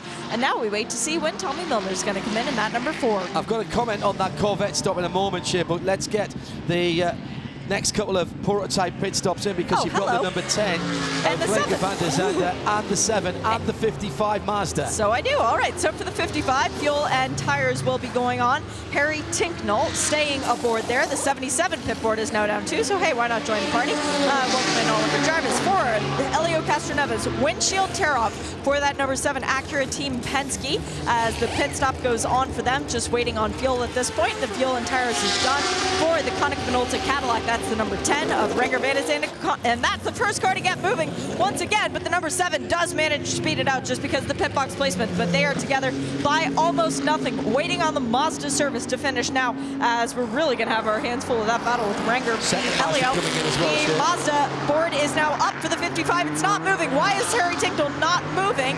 The fuel probe is not attached, and the 77 can't clear its pit box because its sister car is still sitting there. Now Oliver Jarvis is able to get going, but he lost a solid 3 seconds there trying to get around his sister car. And the 55 will not fire. It is revving, but it will not fire. Won't engage in gear as the number 6 is also into the pit lane. Dane Cameron comes in. Fuel and tires for Dane. There will not be a driver change there. 55 is still in the box, though, as the Acura Team Penske number 6 is still getting its full service, and that car is going to be able to leave completely unabated as it is the championship leader, has a clear view in front of it. Perfect service for that number 6 Acura Team Penske, but this is disaster for the 55 Mazda. They're now signaling for a new steering wheel as the door opens. We've seen this before. We saw this, think back Sebring last year, as a mechanic throws a paper towel over the wall in anger. Harry has been handed a new wheel. They pull the old one off. They go to fit the new one on. Let's see if this works, John. Can't get the car into gear. We've seen starting problems and gear selection problems on this car in the past. The point I want to make about the Corvette, Jeremy, that has just been in and out, Antonio Garcia, that was a relatively short stint for that Corvette, number 3, and its teammate is still out there, and they did not have the fuel probe in there very long because they hadn't used a full tank of fuel, I don't think, and they're playing a game now to get to the end of the race. And they only did about 30 minutes in their first stint. They're left with about 43 minutes to go as in comes the number 4 car from the lead of the race for Corvette. Tommy Milner stays in the car, and that will be 4 new Michelin tyres as well as a tear off from the screen. Cars on the ground. Tommy Milner with a bit of right hand lock gets out, looks over his right shoulder to make sure it's clear to head into the pit lane. He rumbles past the IMSA broadcast booth and back into the race. The Mazda still not moving on the pit lane. It's moved a little bit, but not. Was that under 4-cylinder Mazda power? Was that under pushing by the mechanics power? It was under 4 Mazda mechanic power. Right. But it was making these loud popping sounds as they were pushing it up, and it would not fire. So the problem persists for this number 55 Mazda, winner of 2 races this year. Yeah, so, that's a shame for that car. That was the best place of the 2 Mazdas by a good dozen seconds, so they didn't need that at all. And unwittingly, they slowed down their team car as well by being stuck in the box because they had to push Ollie Jarvis back around. The engine cover on the right-hand side is coming off that car. The woes at Mazda at what used to be their circuit, let's not forget, they continue. They must think that this place doesn't like them at all. It's been an Iron Man stint though for Dane Cameron here. Well, Pablo Montoya did the first stint, hopped out of that car after 25 laps, and Dane Cameron has been in there ever since, and he's just done an absolutely magnificent job. But the battle is on certainly for second place with Renger Van der Zande remaining with Helio Castroneves. Those two pretty much tied together. Hello to Andrew Robin Mill, tweeted at IMSA Radio. I disagree, obviously I would. He says tedious processional race. It might be at the moment processional, it's not tedious. All the different strategies still have to play out. And as we saw in the Michelin Pilot race yesterday, 2 or 4 tyres, long or short stints, what's happening at the end. Mazda, by the way, being pushed away. This is endurance racing. It's not always door to door, Andrew. So apologies if it's not your cup of tea, but I urge you to stay on, and thank you for doing that, and thank you for letting us know. There is racing, plenty of racing still to go, and no one knows who's going to win yet in any of the classes. There's plenty of racing to go here with 40 minutes nearly, let's call it 38 to go. And I'm intrigued by the strategy in GT Le Mans as well as in DPI. I think there's a few people right on the edge, fuel-wise there.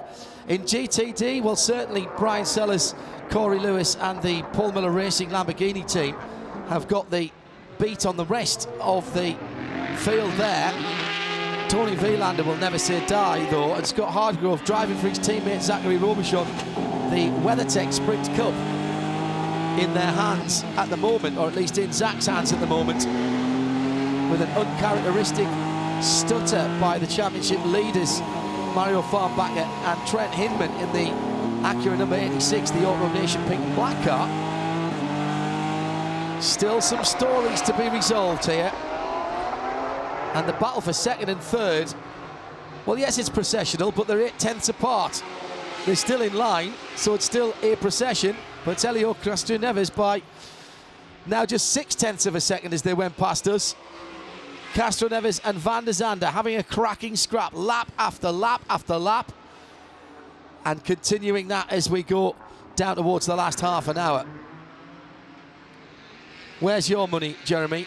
Particularly in GT Le Mans. I haven't got a beat, really, on who's got this right. I think the number 66 car, I mean, it came in pretty much the same time as all the other GT-LM cars, so he should be, assuming he's, I mean, they all came in pretty much together within a lap or so. He's got one more to do, yes. No, I think it should be able to go from here, yeah. Okay. But the Corvettes have come out in third and fourth position. They got fresher tyres by 10 laps.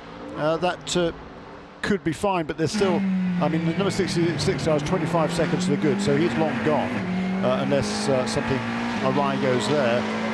Of the 24 car, they came in, I believe, on the same lap after 74 laps. Number 25 car is in third position, about 7 seconds further back, and then the Corvette, first of the Corvettes, about 10 seconds behind him. One of the interesting things for me in that GT Le Mans is what happened to the 24 car when it lost 3 seconds in that one lap, and it's run perfectly since then. Not sure we ever got to the bottom of that because other things happened. So we'll share that task as to what happened to the pole sitting car when it was leading comfortably. Acura's separated by 18 seconds, but then we've got a couple of cars in very close contention now, as Pipo Derani has closed right in on Renke van der Zande, who's only a second away from Castro-Neves. So second, third and fourth are right there. And Joao Barbosa is only 5 seconds further back down the road. That's a bit of a slip or a nip and a tuck in traffic, and they'll be all back together again. And Ollie Jarvis is picking up his pace, 1:17.9 last time around. But Joao Barbosa with a 17.2, who was the quickest of those leading prototypes. It swings and roundabouts and ebbs and flows. Look at Bert Hendrickson. Great green flag racing, he says. Yeah, I think it's been fantastic. Yeah, agreed. From Mazda. You don't appreciate this. You clearly don't appreciate this style of racing, which is fine. From Mazda, not engaging the gears in the 55 car. So either a clutch problem or a gear selection issue for that 55. 519 days since Corvette's last win in class. That was Long Beach last year. Greg Elkin from IMSA and Shea doing the same arithmetic. Oh, how those long nights must fly by. Yeah, my eyes are on number 31 car right now. Pipo Derani, he's closed right in on Renke van der Zande and Helio Castro-Neves. So we've got a 3-car battle here for second position overall in this race. Number 7, 10, 31. Yeah. Derani, of course, he's still chasing that championship. He wants, he and Felipe Nasser. Nasser is the defending series champion. Pipo Derani joining that team for this season. And they are still very much in contention. Came into this round of the championship only 7 points behind Dane Cameron and Juan Pablo Montoya, but the leaders, Cameron and Montoya, they're well out of range right now, and I think should be good to go to the end of the race from here. They came in, they were the last of the leaders to pit with 40 minutes remaining in this race. So they should be fun. Whoops. Pipo. Is that Pipo? Pipo's just gone off at turn number 6. That's why he's dropped back, giving the WeatherTech signs a bit of stick. Fortunately went straight through, but it's dropped it back some 5 seconds and right in the clutches of Joao Barbosa. He was pressuring Renger van der Zande. Now as his teammate, he'll have to look behind. Now he's got to get past all of those GTD cars that he ordered there. Fellow Cadillac, certainly. Sorry, yes, indeed. Mark mate is what I should have said. Yes. Joao Barbosa is an Action Express car, although they run different teams, and they are pretty much together now as they go back to the scene of the crime. People right to the edge of the right-hand side of the track. I mean, well, there'll be a few. There will be some fewer of the Corex boards to take back for the IMSA marketing team. Some people, Durrani's turned them into snowflakes. Quite a few. They're down quite a few as the weekend has progressed. Yes, indeed. That was pretty spectacular from people. No damage to the front of the Cadillac, though. That's the good news. He's just going to come and put another lap on what's been a good run this weekend, quietly. I thought Cooper McNeil did a good job early on. Tony Vielander has taken up the baton in the 63. Scuderia Corsa Ferrari, the WeatherTech car, still nearly half a minute back on the leader. Uncharacteristically spread out the top three, but Scott Hargrove, as Jeremy suggested earlier, being closed in on by Andy Lally for third position. That's the Lamborghini Huracan, the 44 car, now under a second. Yeah, that's a podium position there that Andy Lally's just been chipping away at. Yeah, he has all the way through his long stint here. He got into the car after 40 minutes, after a good first stint by John Potter, and Andy has been charging, making up ground all the while.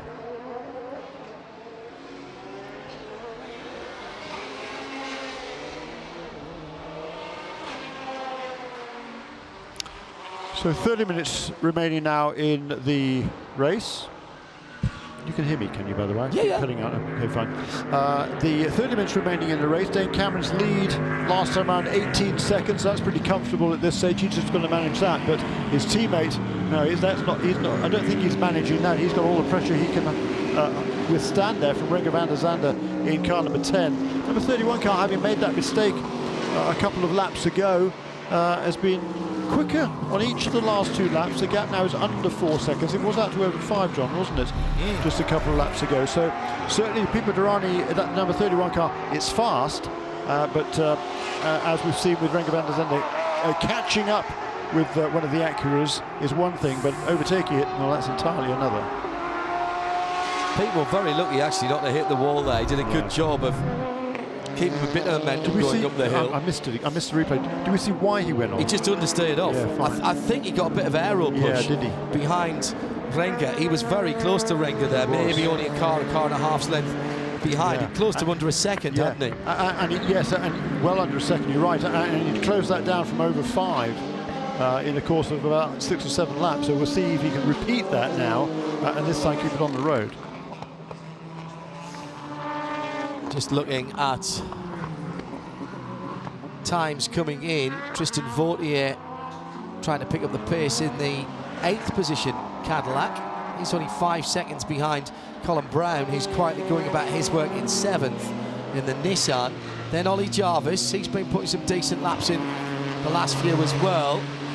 And he's closing in on Joao Barbosa just a little bit, with half an hour still to go. Interest still for me in GT Le Mans. Can Joey Hunt stretch the fuel and the tyres? We think so. Yeah, he's on. He came in pretty much the same time as all the other GTLM leaders, other than the Corvettes, which did employ a different strategy to make an extra pit stop. But yeah, that's they've come out in the 3rd and 4th positions, numbers 3 and 4. Joey. And they have brought the gap down, certainly, to the cars ahead of him. John Edwards in the best of the BMWs, car number 24, remains about half a minute behind the leading number 66, but only a couple of seconds behind him in his teammate. And then Antonio Garcia, the gap back to him is only 6.7 seconds. It was over 10 not long ago. Yeah, Garcia took another couple of tenths out of Filippi last time, Conor De Filippi. last time around. Still could be a battle on for that podium, couple of podium positions there.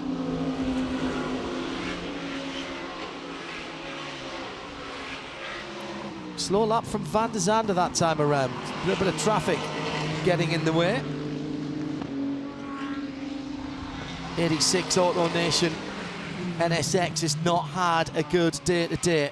Townsend Bell off the lap, off the lead lap in class, and the WeatherTech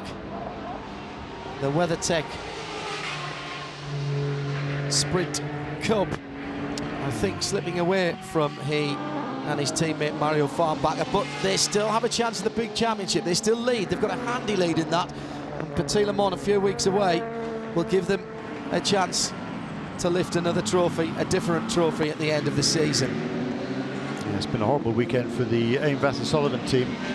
Saw Jack Hawksworth this morning, and they've been struggling all over the weekend, and they were prepared to try a completely different setup philosophy for the race. Unfortunately, didn't get a chance to find out whether it really worked during a warm-up. Not that that would have given them much indication, because the warm-up conditions were so much cooler than we had this afternoon. It was overcast and foggy and pretty chilly out there, quite frankly. It was almost jacket weather. Well. Damp, yeah. It was jacket weather. So they learned nothing there. And you say it's a bit of a gamble, but clearly that gamble hasn't paid off, because the Lexus has been right at the back of the GDT field all the way through this race. 100 laps completed then by our race leaders, 25 minutes remaining. Dane Carriage turning nice consistent laps at the front of the field.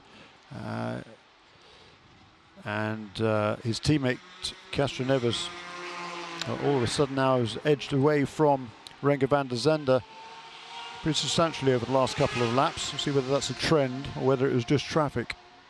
Just 10 lap into the stint, the guys at the sharp end of the field with 25 minutes to go. That gives them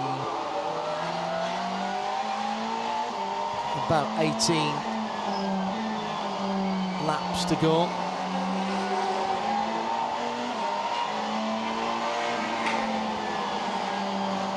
So that will put them on 28 laps for the stint, which is eminently achievable fuel-wise.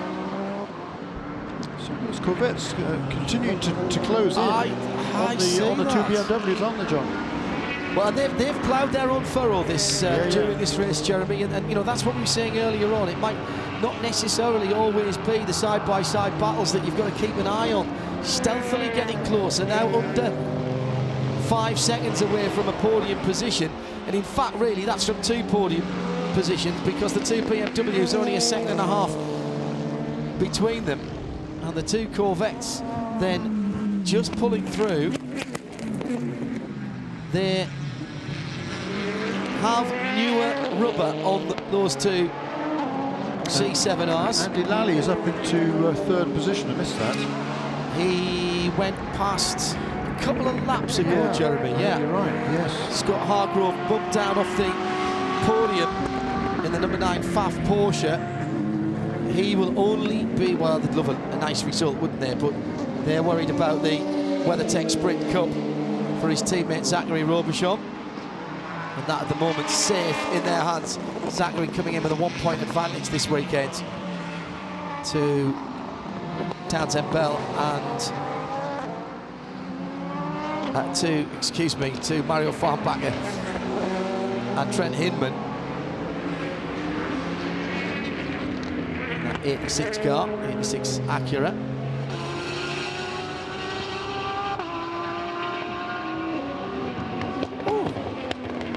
Down to 12 seconds in the lead.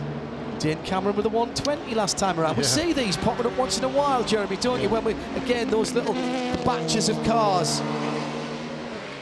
Indeed so, and you know, he's just taking absolutely no risks at the moment, is Dane Cameron. Right. He's got a very, very handy lead.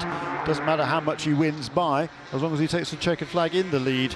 So you know, he's been around this sport long enough. He's already a champion in the prototype ranks in the IMSA WeatherTech SportsCar Championship, so he knows exactly how to manage a championship lead. And what a sequence of events it has been for that Acura team. Penske looking for his, he come into this weekend with 6 consecutive podium finishes. Hello to Sir Phil. That with a win. He says this one's seems a bit like a time machine. Where's the last 2 hours and 20 minutes go? Gone, disappeared, haven't it? Really has. Don't forget your questions, points are rising. Hashtag Michelin PRT for Michelin Post Race Tech to @IMSA Radio. The Renger van der Zande, he's fallen sort of 3 seconds behind, but all of a sudden Renger van der Zande in car number 10 in 3rd position. He's got the number 31 car filling his mirrors again. Remember that was the case 7 or 8 laps ago, and then Pipo fell off the road at turn 6 and lost about 5 seconds doing so. Well, he's now clawed back that deficit, and he's right with the number 10 car in the battle for 3rd. That Robichon.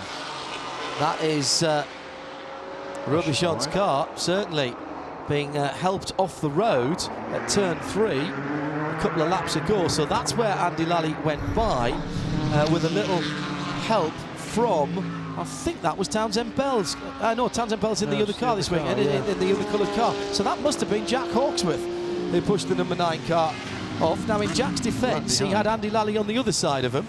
They were trying to come round, let's call it 2.5 across the track, if not 3, coming out of turn number 3. Scott Hargrove, I think, deciding discretion was the better part of valour and not pushing the issue and taking to the dirt.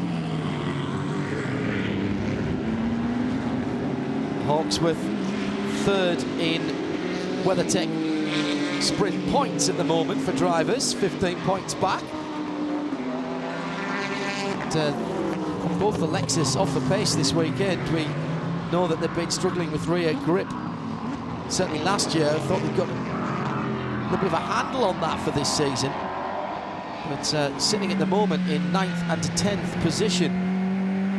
14 in the regular Bumblebee colours, the 12 in the new sponsor colours. The number 3 Corvette now, as it comes across the line to complete its 98th lap, is only about less than 2 seconds now behind the number 25 BMW, which is only a second and a half behind number 24 one. So we've got a big battle developing now for 2nd position effectively in GTLM, or effectively for 2nd position in GTLM.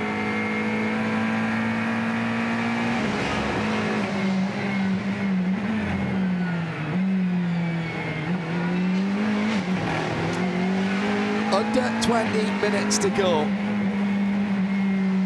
and we're still keeping our eyes peeled on this GT Le Mans battle, particularly for 2nd, 3rd and 4th. 2 BMWs, including the pole sitting car in 2nd position. John Edwards is just a 2.5 seconds away from Connor De Filippi, who's now under 2 seconds ahead of Antonio Garcia, who's 4 seconds ahead of Tom Milner, who's in this fight as well. The Corvettes with round about 10 laps fewer on their tyres as we head towards the crucial run to the checkered flag. Let's take our final Cadillac in race update, and we'll start with that GTLM then. Ford leads comfortably for Joey Hand, controlling the race through the 66. Then the big battle, 25 in 3rd, sitting right in behind its teammate, the 24. So the black BMW ahead of the white BMW, and then the first of the bright yellow Corvettes, Antonio Garcia, the number 3 in 4th position. His teammate Tom Milner 4 seconds further back in 5th, then 13 seconds back to the Ford of Richard Westbrook, and the Porsches not in the hunt today. In GTD, Lamborghini, Brian Sellers, Paul Miller Racing. The 48 car has dominated, there's no other word for that. Unusually so in GTD, but that car's been dialed in all weekend. Tony Vielander and Cooper McNeil, who started the Ferrari 488 GT3, the WeatherTech 63 car in 2nd, done a good job, but it's 30 seconds and more between them and the leaders. Andy Lally is up to 3rd position after Scott Hargrove was ushered off the road by Jack Hawksworth, unintentionally I would say, but I don't have to make those decisions.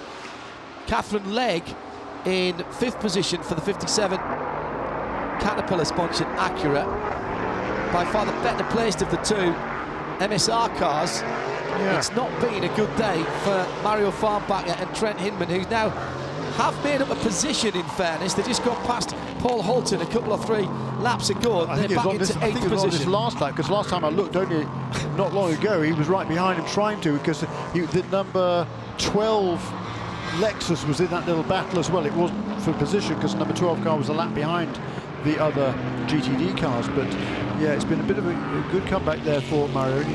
It was a slow lap last time for Paul Holton in the McLaren, but it's been a good solid run for that Compass Racing McLaren this weekend, certainly the most competitive outing to date.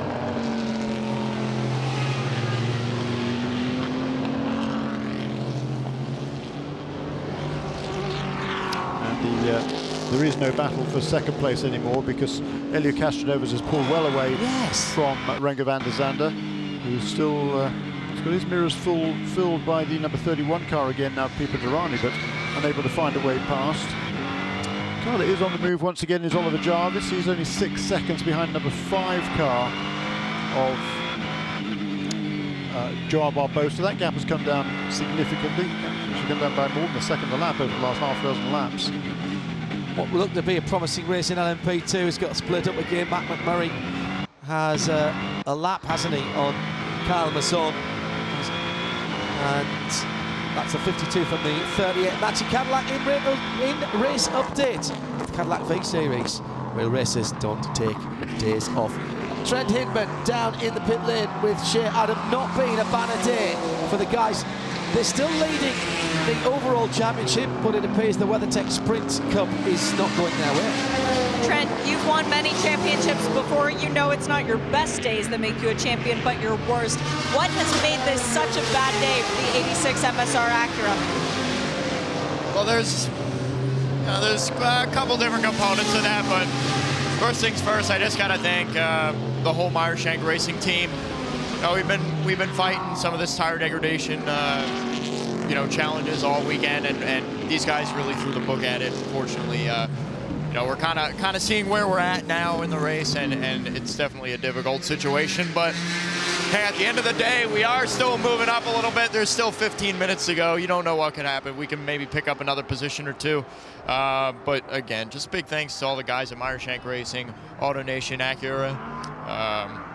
It's just one of those days. It happens. It's racing. We'll move on to Petit, and such is life.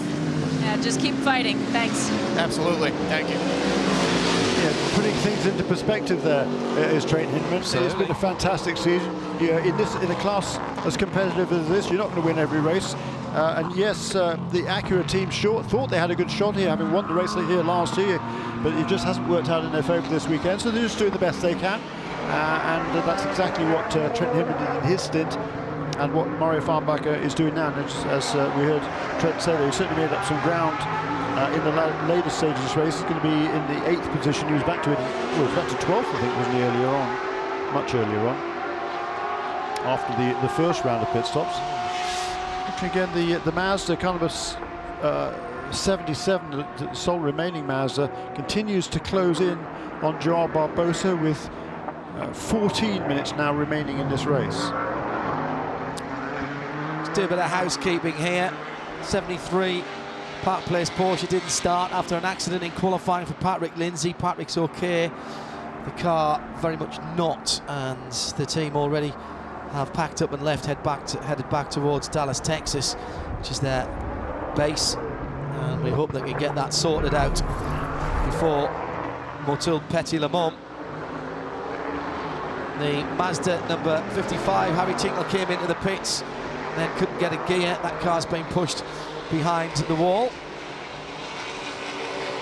So those two are the cars who've had problems, along with the 2 Lexus who've been off the pace today, and the Acura number 86, which was battling for the IMSA Sprint, WeatherTech Sprint Cup title. That looks to be going the way of Zachary Robichon.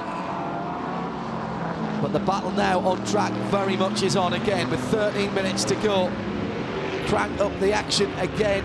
The ebb and flow of even these short endurance races, it just keeps coming back together, with the leading cars coming round to lap them as well, to add a little bit more spice as they go through turn number 5 and start climbing up to turn number 6. It's BMW and Conor De Filippi and Antonio Garcia in the Corvette. Can he make use of that Acura going by as they go to the top of the hill and the corkscrew? Traffic ahead is Scott Hargrove, and Scott won't want to get involved in that battle either. No, he won't, because he's got his own championship to worry about, or at least Zachary Robichon's championship in the IMSA WeatherTech Sprint Cup for GT Daytona. But the Corvettes are charging along here, and you're going to look to the inside. No, De Filippi kind of covered that. A little bit late he was covering that one, but he could probably get away with that one. But he's got, the Corvette now is virtually glued to the rear bumper of the number 25 BMW as they head across the start-finish line. It's interesting to me in the last couple of laps that the BMW's certainly got good pace coming off the corner, hasn't it? So I don't think it's traction issues that's hindering it.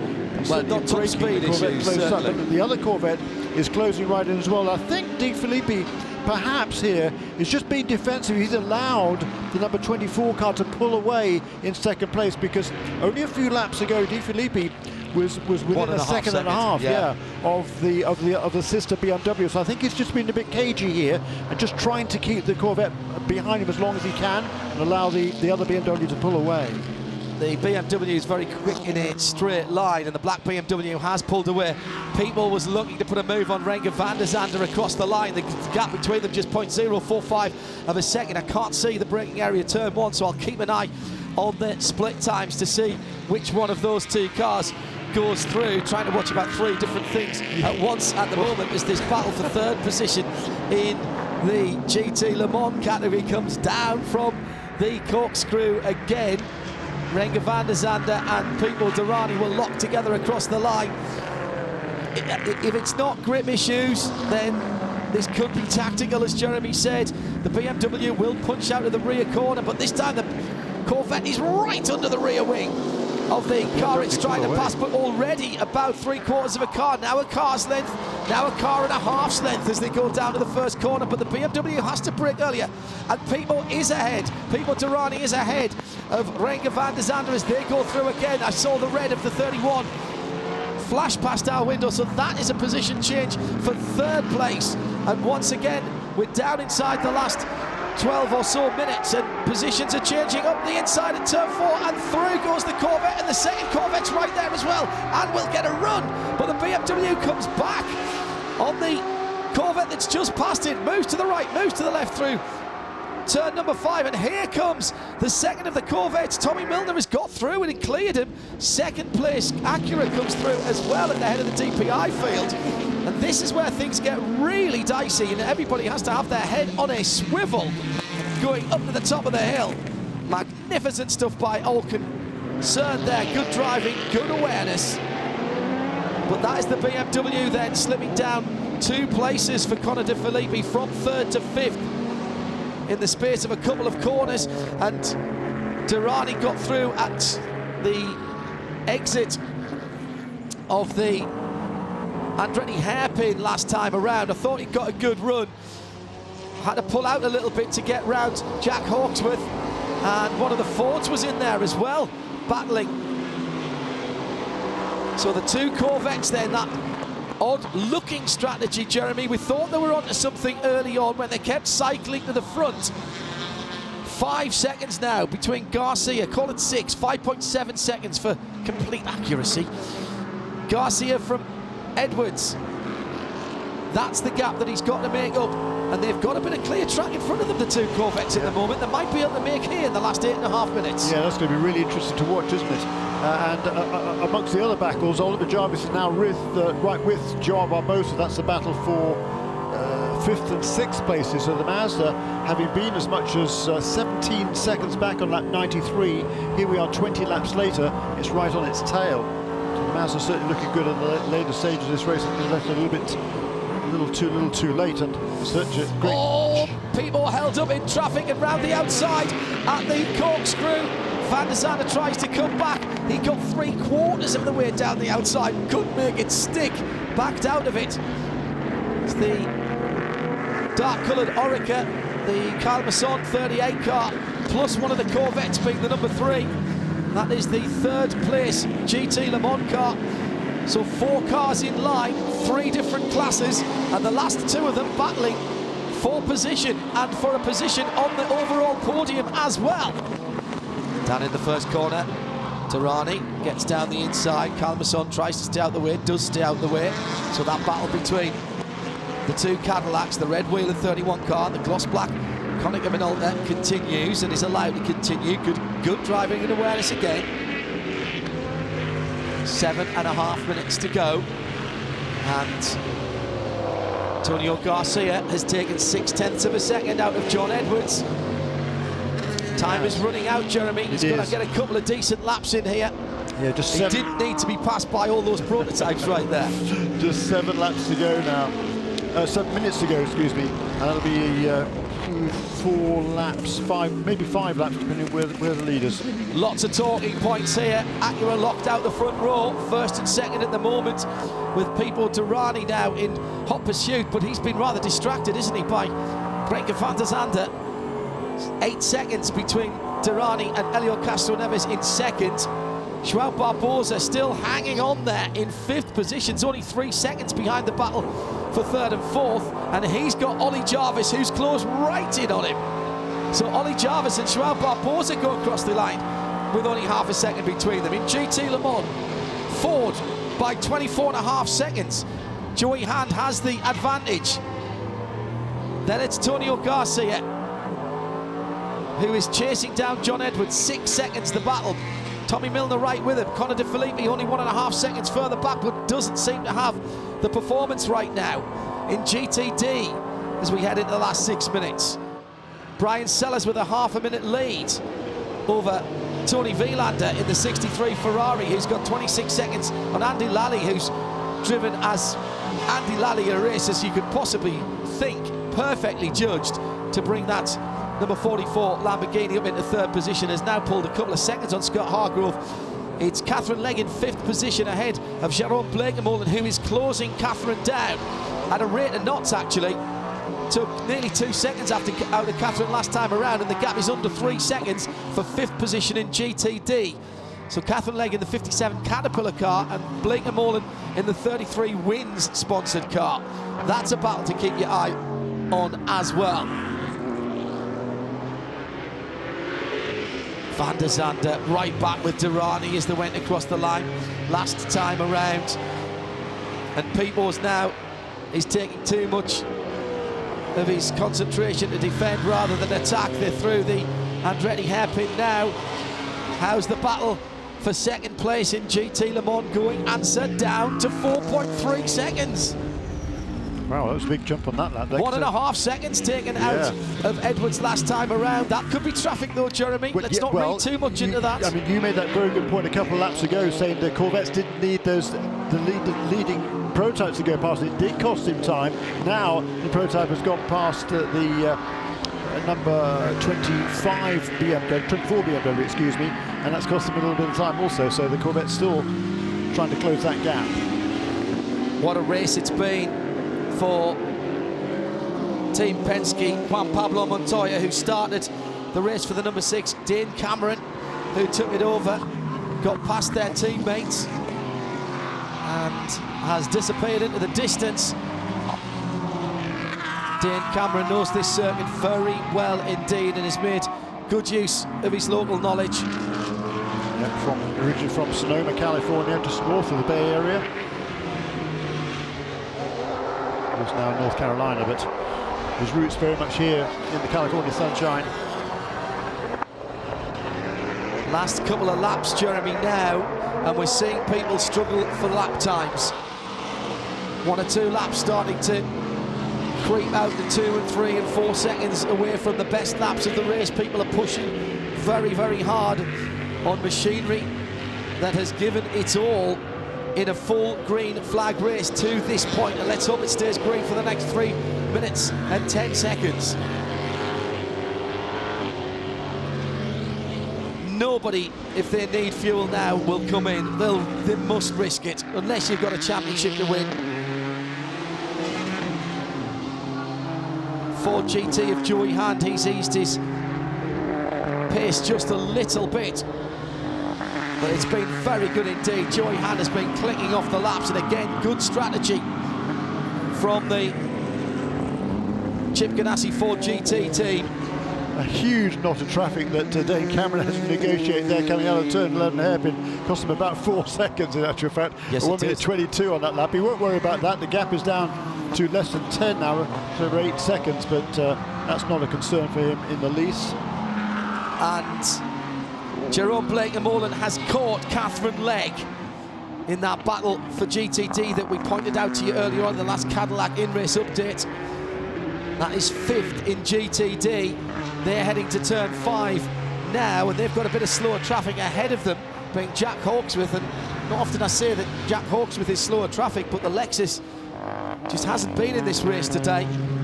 They'll go away, scratch their heads, look at the data, and come back, hopefully with some answers for Motul Petit Le Mans, our next and final race of the season. Great race for Brian Sellers and Corey. Perfect. That defines perfection, doesn't it? That one-form car, the Paul Miller Racing Lamborghini. They've been fastest in pretty much every session. On the pole in qualifying with a great effort from Corey Lewis, who was one of few drivers to improve after the red flag stoppage during qualifying. Brilliant job that was by him. His first ever pole in this championship. A tremendous and long first stint by him. And then Brian Sellers has brought it home, or has done everything needed to do from there. Crossing the line, side by side. Blake-Molan gets the inside run into the first corner, and I think will take over that 5th position just ahead of the class leader. Yes, he's gone through, but it's a mark of just how impressive the Paul Miller Racing Lamborghini team have been. Defending team and drivers champions, let's not forget that they've lapped everybody up to 5th and 6th position. That's extraordinary. Yeah, we haven't seen that in a long time. No, not in GTD. Not in GTD. 43 seconds left on the clock. So I did not see the white flag go out last time around. I think he just snuck in there before it would have been necessary. So we're going to do 121 laps. Hope that's not 2.23 miles too far for anybody out there. You wouldn't like to see anybody's race ending with a cough and a splutter at this stage. Get your notes and points arising in. White flag goes out now with 10 seconds to go. Another half a second that Antonio Garcia took out of John Edwards on that last lap, but I don't think it's going to be quite enough. He's still 3 seconds behind on the 25 BMW for 2nd position in GTLM. Yeah, John won't want to see too much traffic though, will he? And where are they on the track, Jeremy? Have they got to do another lap? I think they have, you know. They haven't yet come across the line.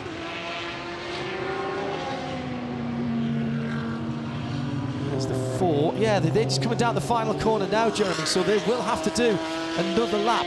The 24 coming into turn 11 now is John Edwards. Antonio Garcia is following him through. There they are on the front straight together. Don't think it's going to be quite enough time for the Corvette. They tried a different strategy. To an extent, it's paid off. Hashtag Michelin PRT for Michelin Post Race Tech coming up after our racing winning interviews. And it's Acura 1-2 on the grid to Acura 1-2 at the finish.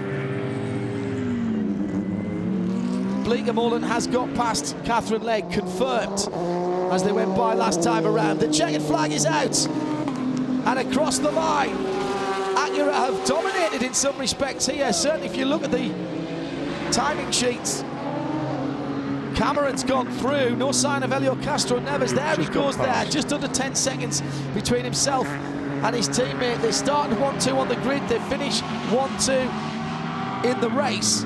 There goes Pimo Durrani just ahead, under a second ahead of Van der Zande. So the 31 Cadillac is the best of the rest, and that was a fighting drive by Pimo.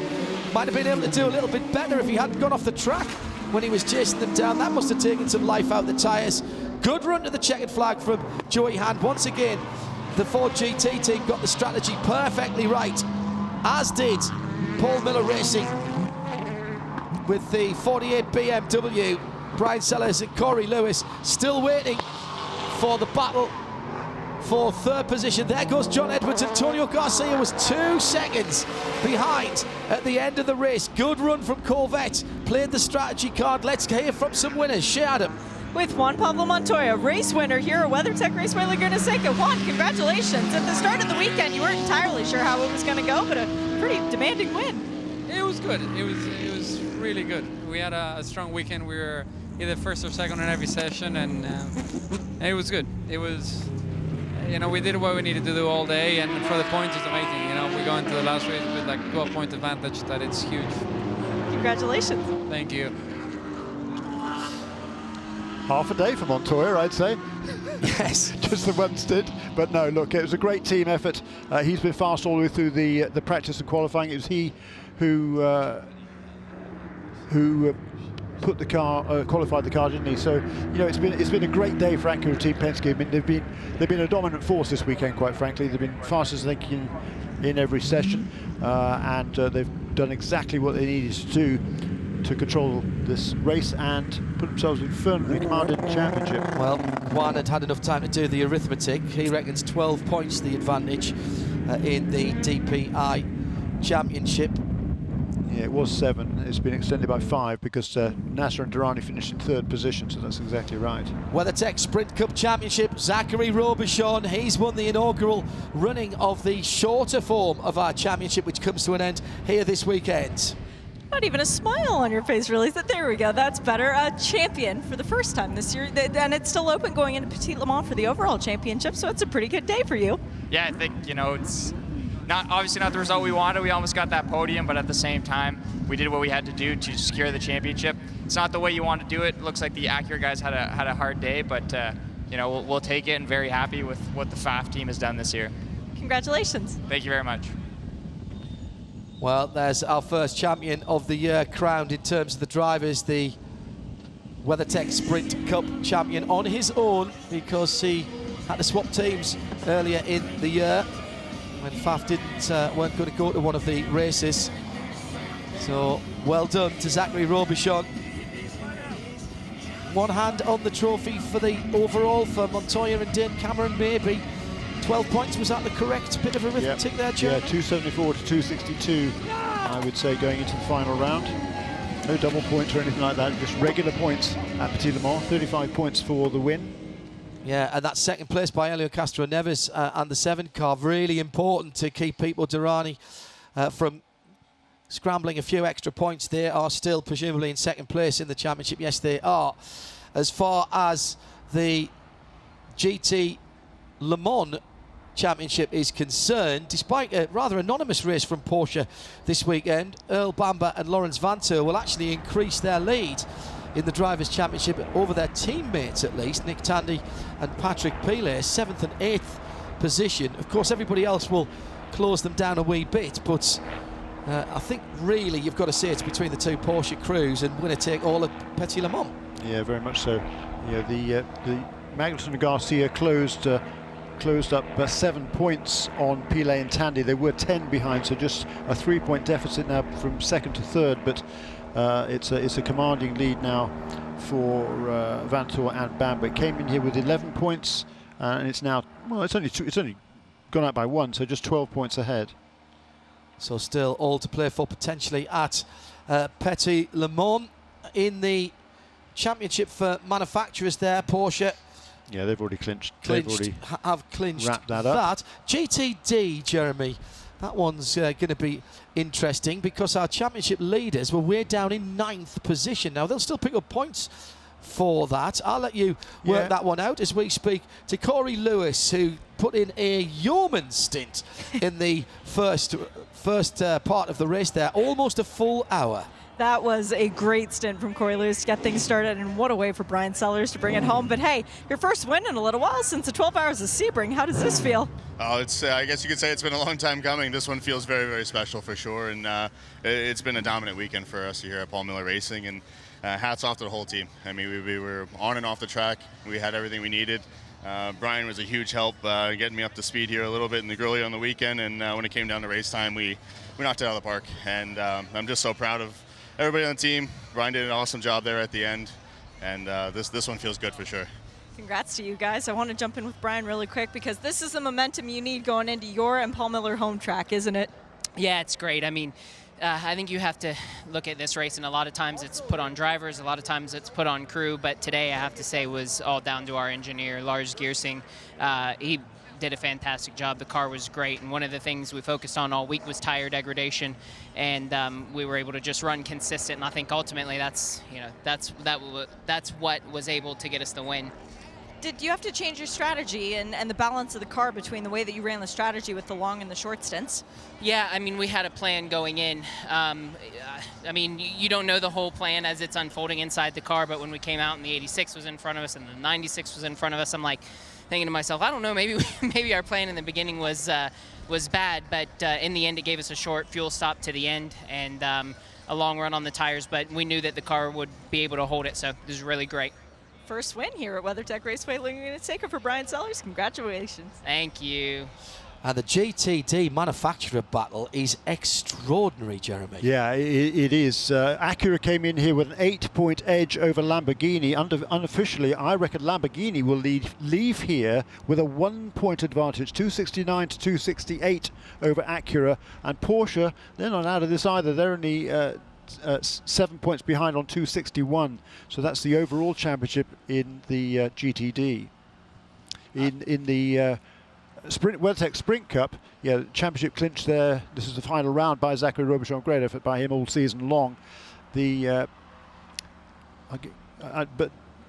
me just get back to the team to the team's points. But manufacturers, Porsche will win the GTD Manufacturers Championship in the IMSA WeatherTech Sprint Cup.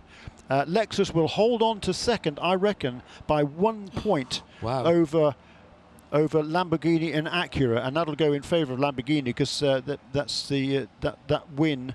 Acura has not won a race in the Sprint Cup this season, surprisingly. How's the overall championship then with that rather in GTD with that rather interesting performance for the leaders there? They had a healthy lead. Yes, and it'll be a 31-point lead for Farbacher and Hinman. So that's assuming they turn up and start the race. That's unassailable. They're not.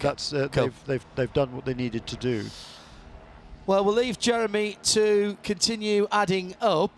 Shea Adam is waiting to speak to the winners in GT Le Mans. In fact, he's in there now, so we'll get that just before we sign off from our race broadcast. Don't forget, Michelin Post-Race Tech comes up next, Shea. Joey and Dirk, you guys are race winners once again, and Joey, you finally won here. What's it feel like to get your win here? Oh man, this one feels pretty damn good, I'll tell you. I've been trying to win at this track for a long, long time, since my first race here in 1998, I think. So this is my hometown race, obviously. I mean, this one, it feels good because it's a hometown, but it feels best because of all the people that I have behind me.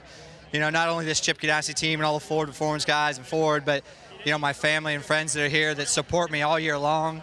After the races, when I don't win, when I'm angry, when I'm hungry and I'm hangry, this one's for my wife and my kids. My parents could be here. I wish they could have been because I had a good feeling about this. But my brother's up there and a lot of my close friends. So this one feels really good. I had a feeling, and it was comfy from the get-go. So it was time to set sail. Congrats to both of you. Thank you. Shea Adam with our GT Le Mans winners. And just nipping back the GTD Teams Championship in the WeatherTech Sprint Cup. Jeremy Shaw has this. All of the front-running teams had pretty horrible weekends. So what that means is that my Shank Racing with Kerb Agajanian will clinch the GTD Teams Championship in the Sprint Cup by actually a fairly comfortable margin. Actually extended their lead by 1 point over Aim Vassar-Sullivan. The penultimate round of the IMSA WeatherTech SportsCar Championship here on the Monterey Peninsula. Full green race for full 2 hour and 40 minutes worth of excitement. Strategy playing out for the teams in all of the categories. The next challenge is something very different indeed. 10 hours at the newly named Michelin Raceway at Road Atlanta. Of course, we'll be there from early in the week with some special programming, including a special midweek motorsport from Porsche in Atlanta on the Wednesday, and we've got a special Porsche and IMSA show on Wednesday at 8 o'clock UK. That's midday here on the West Coast. My thanks go to Shea Adam and Jeremy Shaw, my broadcast colleagues here, and also slightly further afield to our TV colleagues at NASCAR Productions up in Charlotte, who allow us to see the pictures that they've turned out, which have made a fantastic venue look brilliant. Thanks to you all for being with us here at Mazda Raceway Laguna Seca, at WeatherTech Raceway Laguna Seca, my apologies, and hope you'll join us when we convene again for the final round of the season in Atlanta for the 10 hours. From John Hindhaugh and the rest of the team, bye-bye.